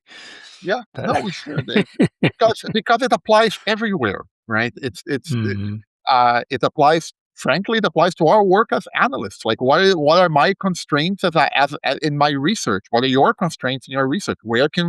How do we address that constraint until it's no longer a constraint?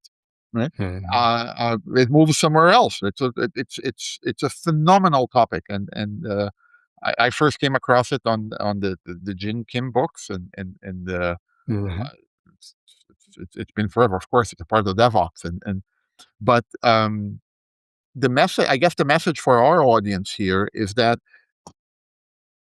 take a second. I know it's difficult, but take a breather, right? And try to look at this as a more cohesive system, and don't go chase the you have to address the shiny, right?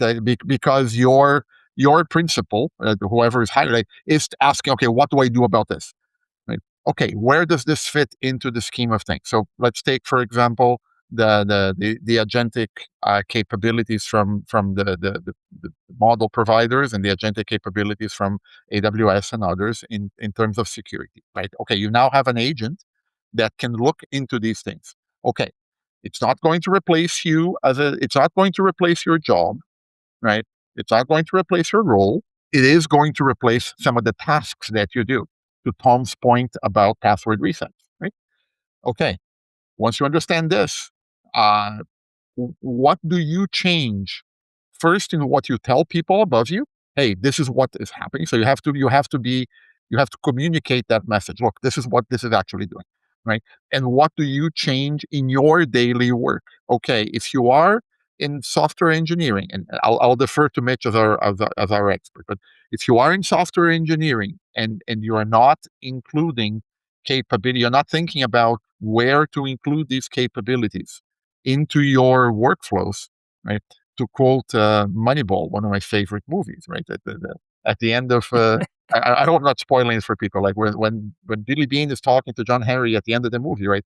If they're not changing their teams to use the tactics that Billy Bean described, they are dinosaurs, and they're going to be sitting on their couches in October as the Boston Red Sox wins the World Series, right? That was the line.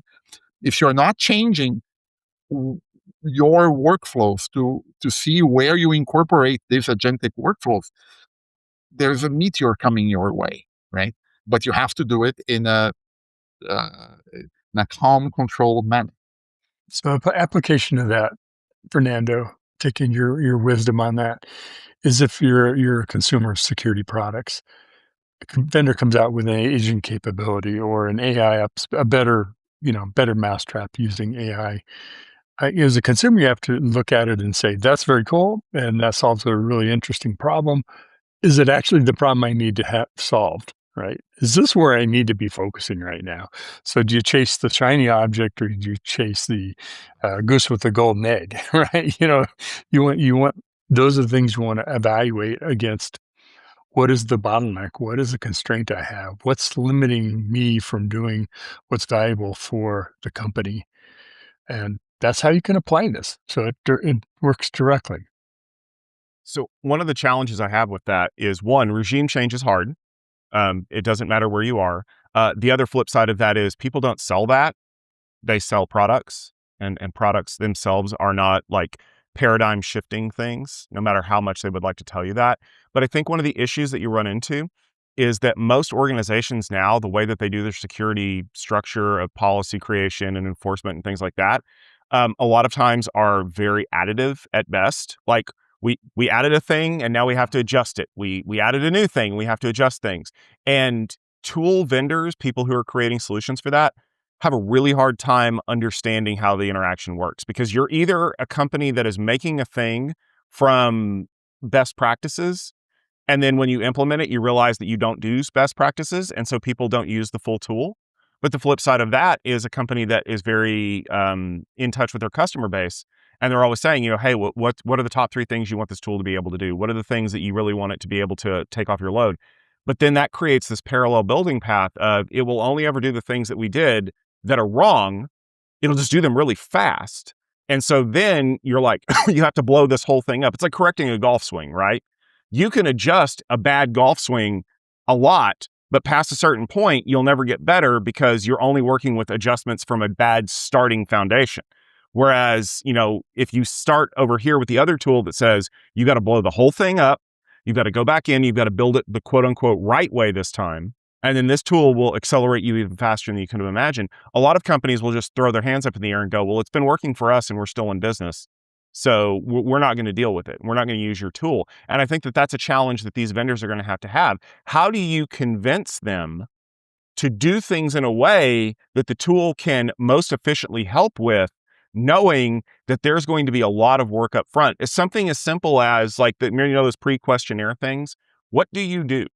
Like, what is your job? And a lot of people are like, my job is to fix all the things and do all the stuff. No, your job is to tell me exactly what you do during the day and how you accomplish it so that we can say, well, these 3 things can be automated, which takes an hour and a half of work off of your plate every day. Like, we've learned over the years, AIs are really dumb. They do pretty much what you tell them to do. So if your prompting is bad, if your job descriptions are bad, if your policy definitions are bad, AI is going to do the really bad thing really fast. And you're going to be mad because there was enough vagueness in everything that you let it get away with that. I remember a poster I had in my bedroom as a teenager, like the Murphy's computer laws, right? And one of them was trying to remember, to really mess things up requires a computer or something like that. Yeah. Right. To err is human, but to really screw things up, you need a computer. Yes, exactly. Right. That's true. Like I keep saying, this should be the golden age of business process engineering for people, right? We should be understanding what it is that we're doing, right? So that we can decide what topics are applicable to use some level of automation, some level of machine learning, some level of generative AI, some level when I think we're far from AGI. Right? Let's agree on that. Yeah, but yes, it's I think that you highlight a crucial problem, which is like founders deal with this on a regular basis, right? And Mitch and I talk to startup vendors and established vendors all the time. It's how are you framing what you built and how it deploys in a way that makes sense for people to see your worldview, right? This is where some of our work as analysts comes in. And hey, we talk to all sorts of vendors and we see what they're doing and we can give advice and whatnot. But this is also on you as a founder to understand what's going on in the world. So what Mitch described in terms of reading Roadblock's The Goal, like if you don't understand that what you are building, right, it's a phenomenal tool, but it doesn't address the customer bottleneck, right? If it's before the bottleneck, you're just giving your customer more work. If it's after the bottleneck, it's wonderful, but it doesn't move the needle for your customer. If you don't understand that mental concept, that's going to be challenging for you to bring a product to market. Right? It's about how do you evolve that thinking. And one thing about automation too is there's a flip side to the coin, and somewhere along the way I kind of learned this lesson, which is the fastest way to get something done is not to have to do it at all. In other words, eliminate the problem. How do you just eliminate? Is it actually a problem we need to solve, or can you just take it out of the equation? And that's another way for companies to innovate is we've taken that problem off the table. So it's not even the bottleneck anymore. It's not even a problem we have to deal with. So, just doing things faster or automating them isn't always the right answer. Sometimes it's the wrong answer. And yeah, it's what's the quote that if was it Henry Ford that if people wanted if he asked what people wanted, he would have said a faster horse or but this is bringing this back to cybersecurity. Like one of the things that is so interesting is the push that CISA and was doing and Bob Lord in particular from CISA, like name dropping him, on memory safe languages, right? Can you eliminate entire classes of vulnerabilities by by not using languages that are vulnerable to the overflows and so on, right? How do you get vendors? How do you get, on one hand, how do you make it possible for vendors to implement those practices, right? And how do you and how do you make it so that customers understand to ask for them, and most importantly, be willing to pay for that, right? So how do you again, goes back to secure by default, secure by design, right? And secure by demand. Well, I think we're going to go ahead and wrap it up here. I want to thank you guys for this great discussion, and it sounds like we're on the cusp of creating an economics podcast at the rate we're going. In addition to all the other things, Yes, and a process engineering one too. Oh, God, sure, yes. why not? But the good news is that in between the economics lessons and the security banter that you get here, these two gentlemen are super busy with all the stuff that they have going on. Mitch, what have you got you're working on that people should be checking out? Well, I have two papers coming out that are just being issued, of which Fernando was a peer reviewer. One is about observability native, this idea of we build in observability from the very beginning of the software creation process, not as an ops tool. And then another is a framework for agent control planes. So you can understand what all these vendors are releasing. What do they do, and how do they kind of fit together into something that makes sense? Because it is, as they release pieces of that, why is it important, or is it?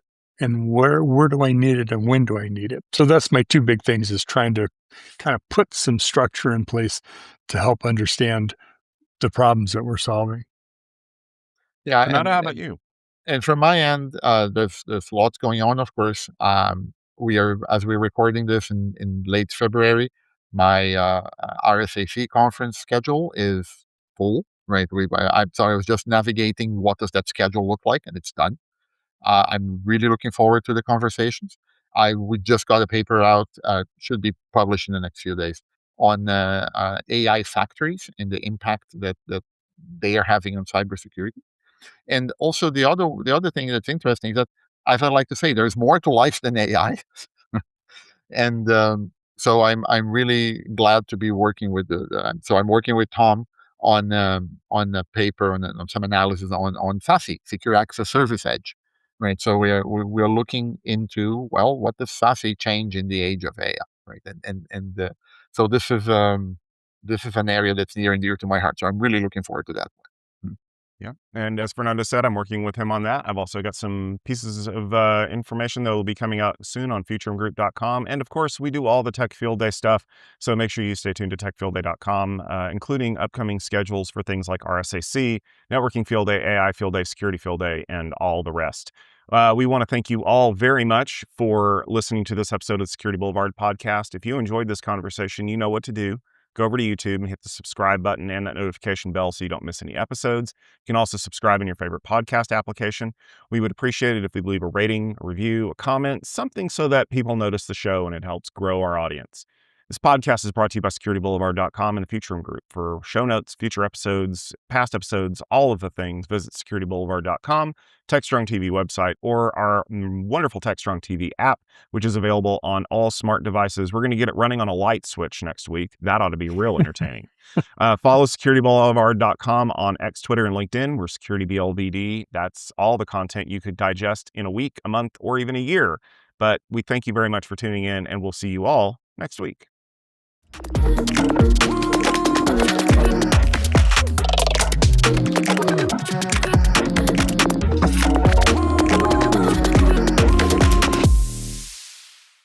Conference season is upon us and RSAC is coming up soon. But what are the things that are going to be discussed?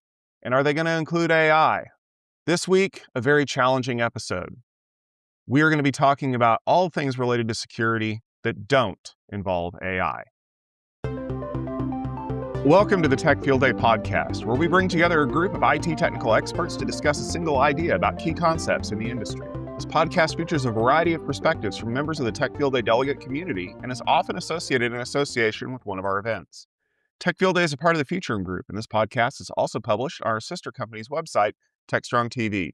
On this episode, we're going to be discussing security, but before we get to that, I want to have a chance for our guests to introduce themselves so you know who you're listening to, starting with Drew. Hey, I'm Drew Conry Murray. I am with Packet Pushers. We are a tech podcast outfit covering the IT industry. You can hear me co-hosting our Heavy Networking, Network Break, and Packet Protector podcasts. Hi, I'm Jack Pauler. I am CEO and Principal Analyst for Paradigm Technica. We are a cybersecurity industry analyst and research firm. And of course, I am Tom Hollingsworth, event lead here at Tech Field Day. Let's jump into the premise for this episode. No doubt you have been hearing a lot about security, especially from me if you've tuned into our Security Boulevard podcast. But today I wanted to bring on a couple of my friends from the industry who are going to be joining me at the RSAC conference this year to talk a little bit about some of the bigger trends in security. And I gave them a challenge before we started with this because I didn't want to talk about AI stuff necessarily, because I know that we talk about that a lot. So the premise for this episode is that security in 2026 is more than just AI. So I'm going to kind of throw this out here to you gentlemen, because, I know, Jack, you live in the security world, and Drew, you do a lot of security podcasts with our friend JJ. What are some of the trends that you're seeing in security that kind of stand out to you that don't necessarily have to do directly with securing against prompt injection or dealing with rogue agents? Well, I think one of the important things to consider is we are really starting to see the implementation of zero trust.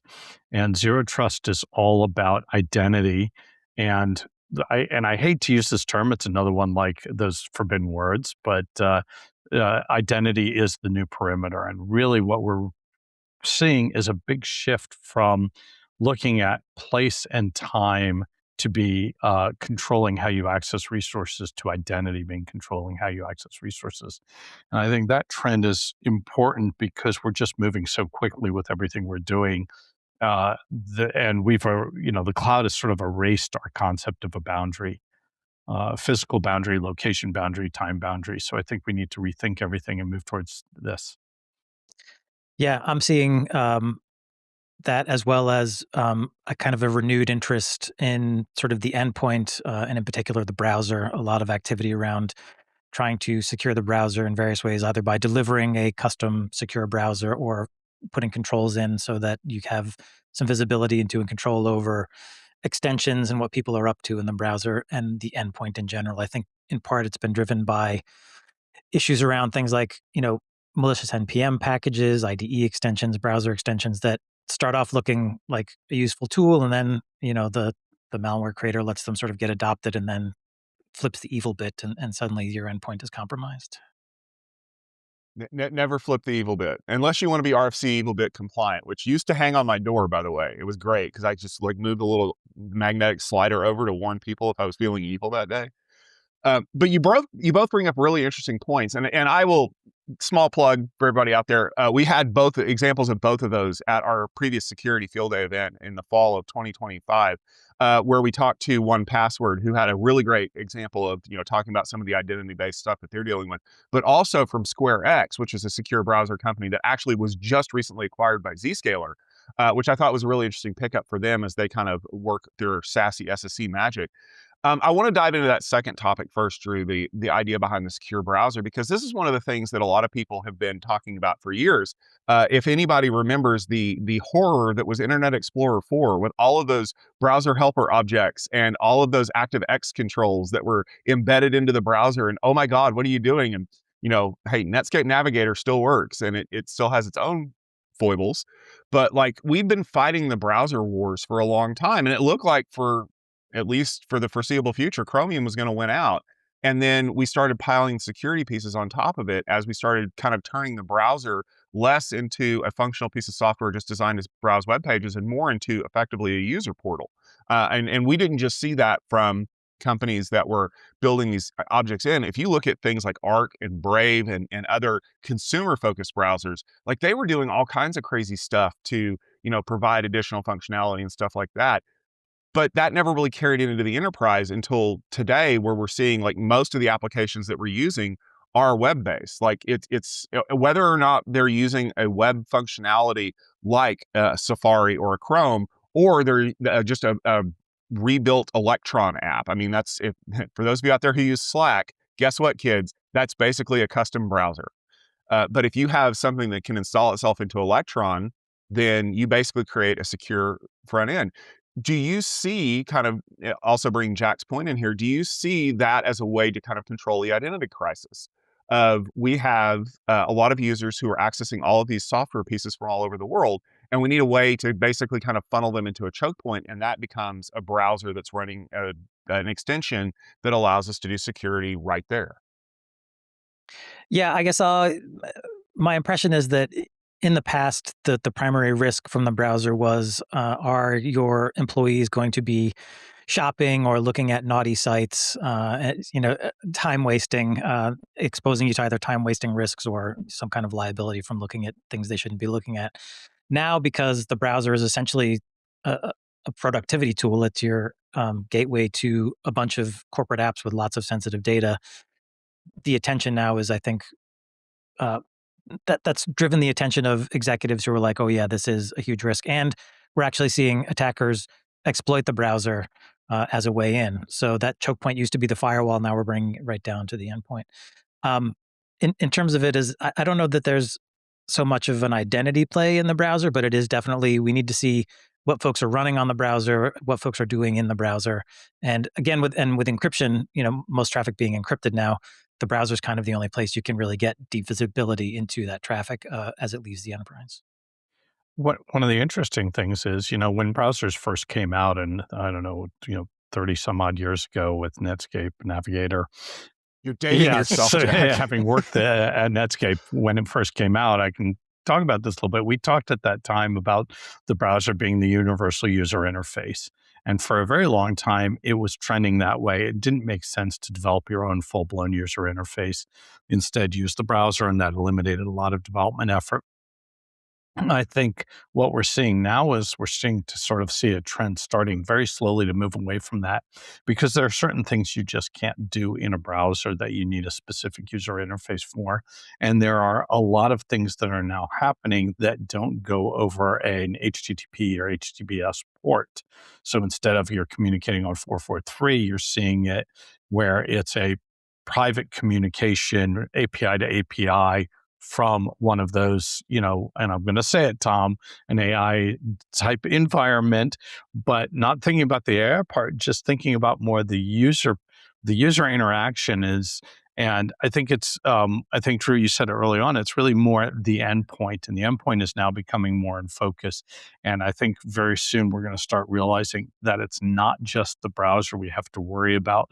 There are so many other ways users are using the endpoints to communicate with corporate and enterprise applications and services. And more importantly, the endpoint is now when we think about traditional endpoint security, we really think about it as your PC primarily, and your Apple laptop, your Mac secondarily. And I think now the younger generations are starting to become very much mobile first and mobile dependent. And the endpoint security on mobile devices is still way, way, way, way behind where we are on desktop PCs and laptops. And I think we need that we're going to very quickly have a problem there that we need to think about. This is why people pay Jack the big bucks, folks, is because he got to the point I was going to bring up before I ever got there. I think that where we're at right now, especially when it comes to identity and security, is people like us, I'll just say that because we are over the age of 30 comfortably, we have a very unique concept of what an endpoint is. Like, I was literally telling somebody yesterday about when I was an intern at IBM, and I took a walk with somebody because he was like, hey, I want to test this cool thing and I want to check my email. I'm like, you can't, your desktop is back at your desk. He goes, no, I have this thing called a BlackBerry, and it runs over wireless Ethernet. And I'm like, cool. And today, my kids, and because my son is 20, and now his generation, they're kind of coming into the workforce, they don't like laptops. They want to run off of tablets or phones. Like, the whole idea of having a place where you go to do stuff, or having a 4-pound slug of aluminum that you carry around with you, is foreign to them. And that has changed the way that people do their software, right? Even on like a Mac or a Windows PC, it is an app, not a software program. So they're trying to provide the same user interface that you might see on a mobile tablet or a mobile phone. And that creates its own challenges. Kind of, Jack, to your point, I think one of the reasons why people have moved away from using browsers as the standard user portal in a way is because we've secured them too well, because they're sandboxed now. They can't really affect anything else going on in the system because so many people have exploited it for so long. And so we're treating the endpoint as the identity piece, right? Because, love them or hate them, Apple really does a terrible job of creating multiple user identities on their mobile devices. If I'm on a phone, it's my phone. If I'm on a tablet, it's my tablet. In fact, the only thing that Apple makes that is really good at transferring identities is the Apple TV, because you can have different people logging into the Apple TV. I think we might see that in the future as kind of like an enterprise level thing for like maybe like a host stand or like, student identities checking in and out of an iPad. But by and large, like, we know that if someone's on an iPad and it says like Jack's iPad, that's Jack, right? So we can enforce Jack's security policy, but the design of the OS does not allow us to do that. So we're kind of fighting our way uphill, because iOS is like, oh no, you can't do that. Oh, you want to run your own browser? Well, it's really Safari under the hood. And so people have been like challenged to come up with ways to prevent security incidents from an increasingly mobile workforce where I don't have visibility into that at all. Like, an iPad might as well be an island.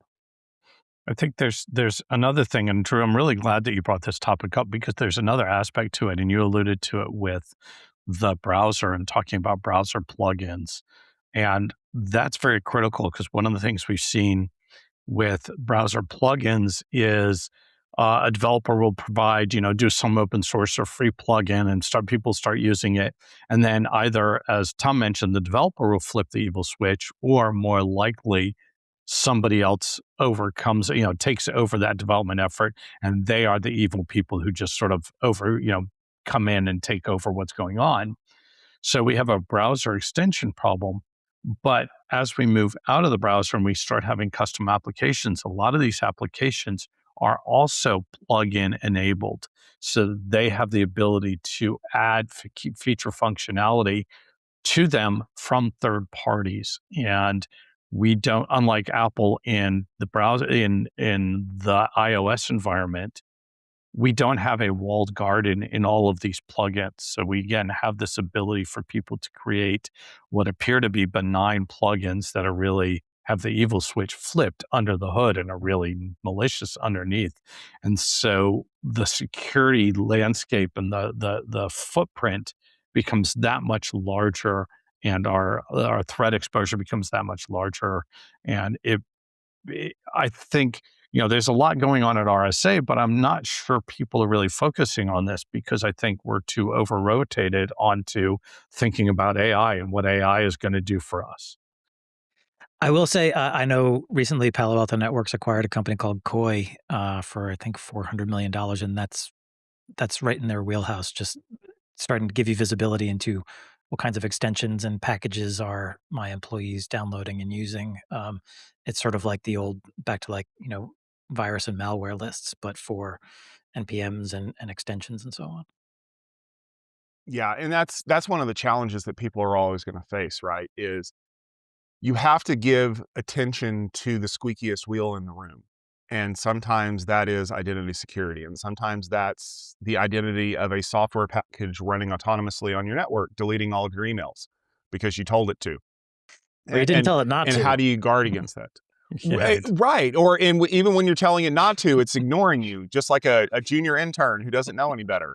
And I feel like some of the security pieces that we're starting to see are, and this was a great conversation we had on Security Boulevard, was you're trying to get the human out of the loop because the human is actually creating problems here. And I know, like, we had a really great presentation from Dave Meyer when he worked back at Brocade years and years ago at Networking Field Day, where he said, eventually the system will only be as robust as the number of people in it. You have to get people out of the loop. And now what we're starting to see is that the people in the loop who are constantly going back and checking up on the agents that are running are creating problems. And this was something that Mitch Ashley from the Future Group brought up. He said, eventually what we're going to have to do is instead of asking the human for permission to do things, we're going to have the agent do the thing and then tell the human later, hey, I did all this stuff. You're okay with it, right? Because security is getting to the point where the time between vulnerability detection and exploitation has shrunk from weeks to days. And I'm going to guess sometime in the next couple of years, it's going to shrink to hours for some of these vulnerabilities, because you have something doing effectively multiplicative exploit capability, right? Where, oh, I found this, let me go dispatch like 1,000 agents to go see where it's exploitable. Log on to Shodan, and all of a sudden I have like a whole bunch of stuff that I can figure out. And like that the scalability problem is what we're going to run into, because unfortunately humans don't scale. Well, you're right that humans don't scale, but the interesting thing there is talking about vulnerabilities is half of the puzzle. And I read about this last week, or maybe it was earlier this week, in relation again to AI, where we think about a lot of what we think about in security is either vulnerabilities or network access, and it's an attacker coming in from the outside. However, when you actually look at what's going on in the world, half or more of attacks are based on identity and getting somebody access to somebody's identity. And that's whether it's social engineering or stolen identities, or the fact that the default password was never changed for you. Never set a password, or your password is PASSWR at D1, right? Or you have to do frequent password rotation. So you just add a number and increment that all the time. So all of those issues relate to humans and human gullibility and the ability to manipulate humans. And no matter how much we try to take humans out of the loop, humans are involved. This is a human-oriented, businesses are all about people, not about the machines, unless you're building the machine, right? So how do we deal with social engineering and identity attacks? And if we ignore that part of the puzzle, we focus only on, we can do all we want in the world on code security and evaluating code and network security and all these other aspects, and endpoint security and eliminating malicious packages. But if the guy's going to fall for, hey, you've won $1 million, give me your username, your password, and your first date of birth, and your mother's maiden name, if you can't get past that, then we're leaving half of the landscape uncovered. And I think identity is going to be the other part of the puzzle that's going to be a big thing at RSA. No, I agree. And mea culpa, I'm just going to admit this to my entire listening public. I almost fell for a phishing attack the other day because it came from somebody that I recognized the email. And I'm like, oh, maybe this is something they need me to take a look at. And as soon as I clicked on it, it wanted me to log in with my Google address. I was like, wait a minute. Something doesn't smell right here. And then when I mentioned it to the person, you know what their response was? Who in the hell uses Zoom docs? Like that was their and then of course I'm like, you got a point. Nobody does that. And that's the problem we're running into is we have taught people the basics, right? Like, don't give out your PII on a phone call, or don't just answer the emails that people send you. Check all the links. But I checked the links and they looked legitimate. It's just the way that we're hitting a thing like, oh, I haven't logged into that system for 20 years. Like obviously I must reset my password to get in there. Oh wait, no, you're harvesting information now. And I think that's where people are kind of figuring out, like, you can't bust in through the front door, but you can come in through the smoking door if you're paying attention. And for those of you who are in your 20s, the smoking door used to be the unsecured door in the building where the smokers got to go out and have a cigarette. And there are tons and tons of stories about penetration testers who slipped in there because they had a pack of cigarettes and nobody asked questions. Yeah, Jack, I think you're right to talk about identity as being one of the great unsolved problems. And it's just getting worse as we throw agentic AI in there. But also social engineering has been an issue basically since the dawn of computing, and I don't see it going away. And in some ways, LLMs make it easy for maybe non-native language speakers who are attacking a specific country or user group to craft even better, more effective social engineering messages. Right. And we have developed ways to eliminate some of the risks with social engineering. So we've moved from password-based authentication to passwordless, where you use two-factor authentication is still easy to be socially engineered, but when you use passkeys, FIDO passkeys, it's a lot harder to break into. There's no known compromise right now. It's very hard to social engineer it. It's very locked down. And yet most companies I deal with are still, most enterprises today, and they barely make MFA mandatory, let alone go to this new technology. And I don't understand, given the breadth of capabilities we have, the number of vendors at RSA who are going to be talking about this, why is it so hard to get people to put the very simplest lock and key? They'll spend $1 billion on advanced, zero-day protections and endpoint protection and this, that, and the other, and they still allow people to log in with basic password protection, it's essentially meaningless.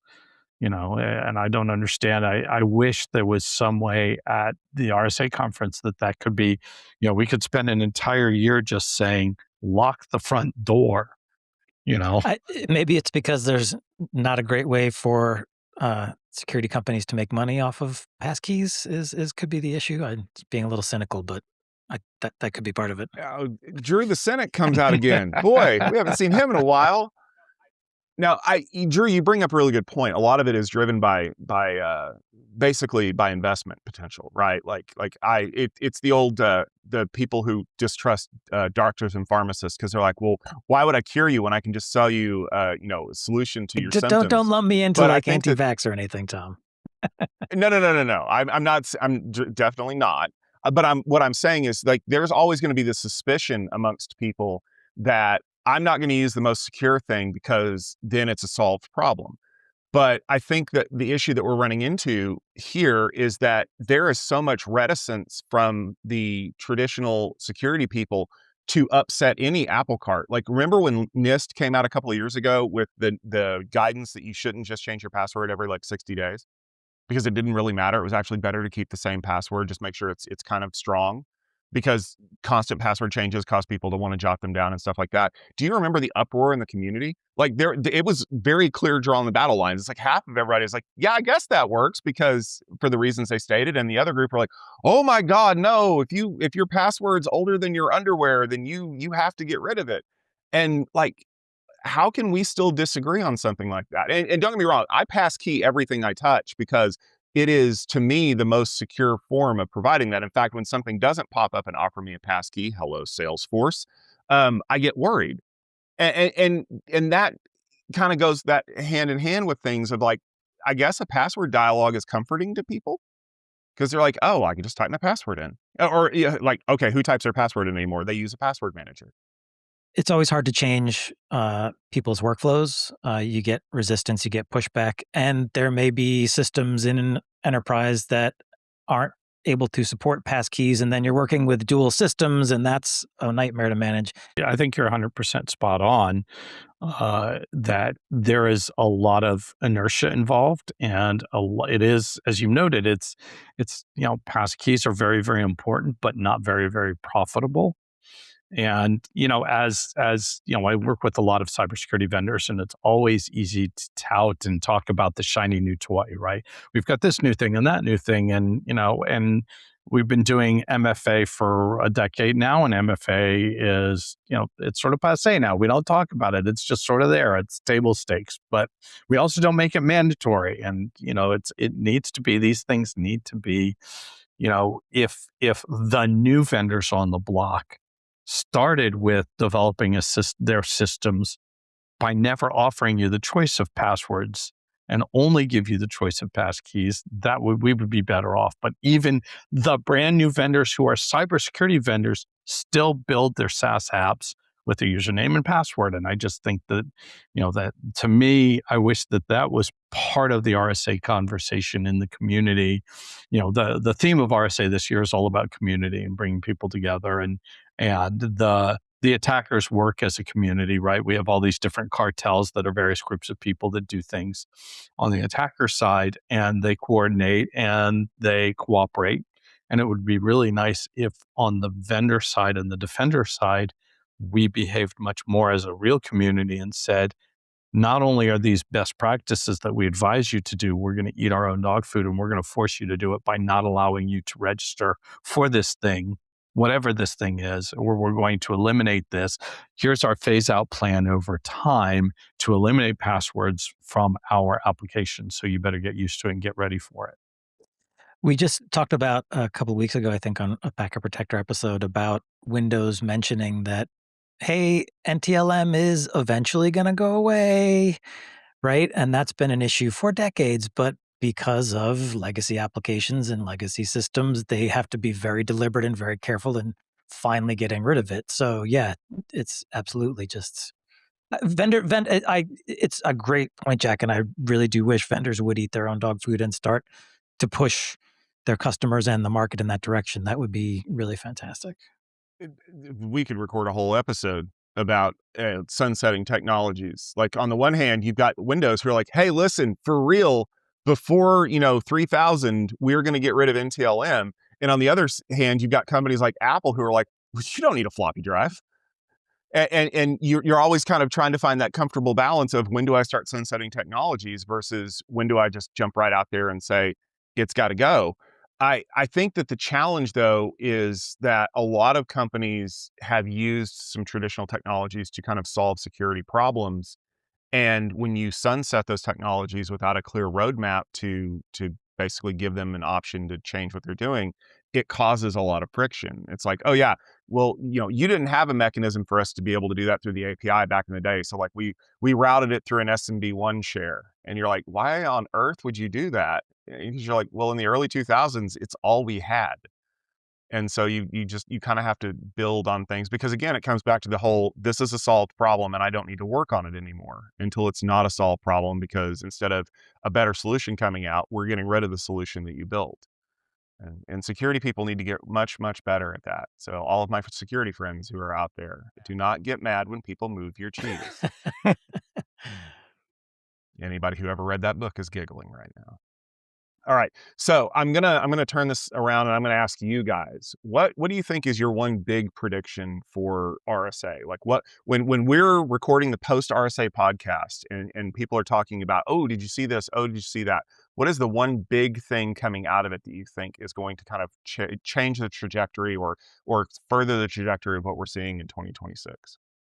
Well, I'll say that the challenge I have with answering that question is right now, I don't think the vendors are in big picture mode. I don't think they're focused on any one big thing that's going to change the way we think about the industry.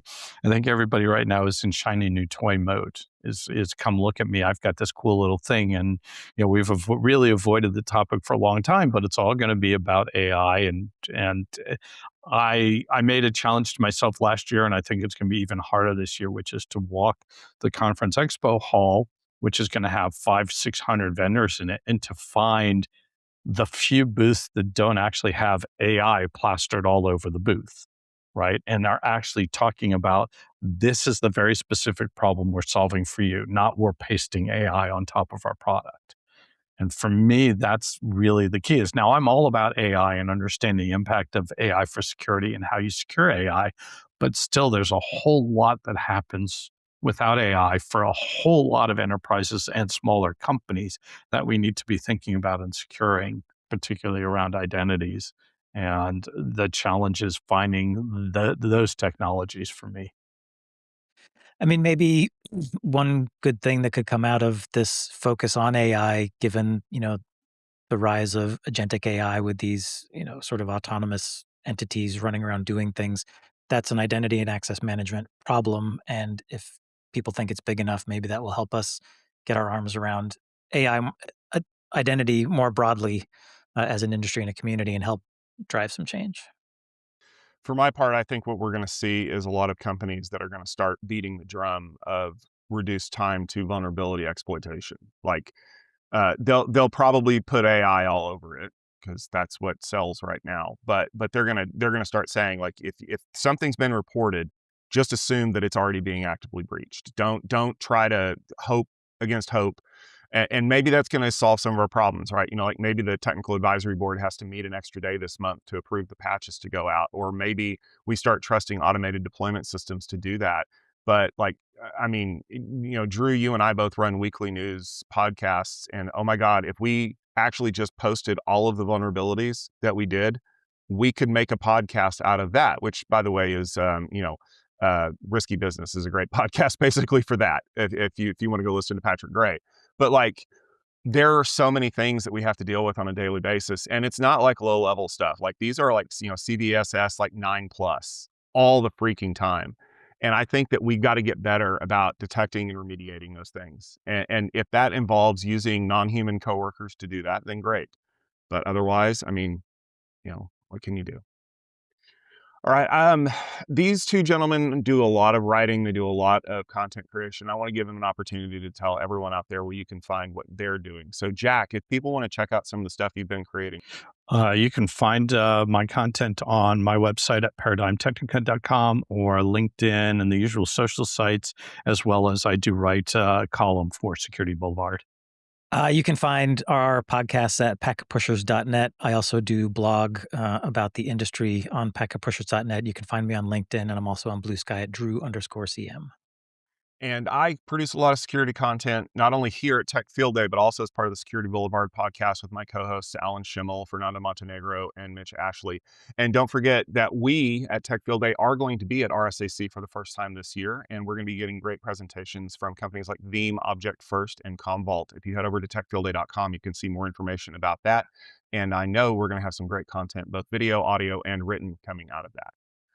Thank you very much for listening to this episode of the Tech Field Day podcast. If you enjoyed this discussion, please do us a favor, subscribe on YouTube or in your favorite podcast application, because we don't want you to miss any of our episodes. If you do that, please consider leaving us a rating, a review, and possibly a comment so that we know you enjoy the content that you're seeing. This podcast is brought to you by Tech Field Day, the home for IT experts from across the enterprise, which is a part of the Futurum Group. For upcoming events and more episodes, you know what to do. Head over to techfieldday.com/podcast or check us out on Techstrong TV, including the Techstrong TV app that runs on iOS devices, set-top boxes, and pretty much everywhere. In fact, install it in your doctor's office because we want them to check out our podcast too. Thanks for listening, and we'll see you all next week.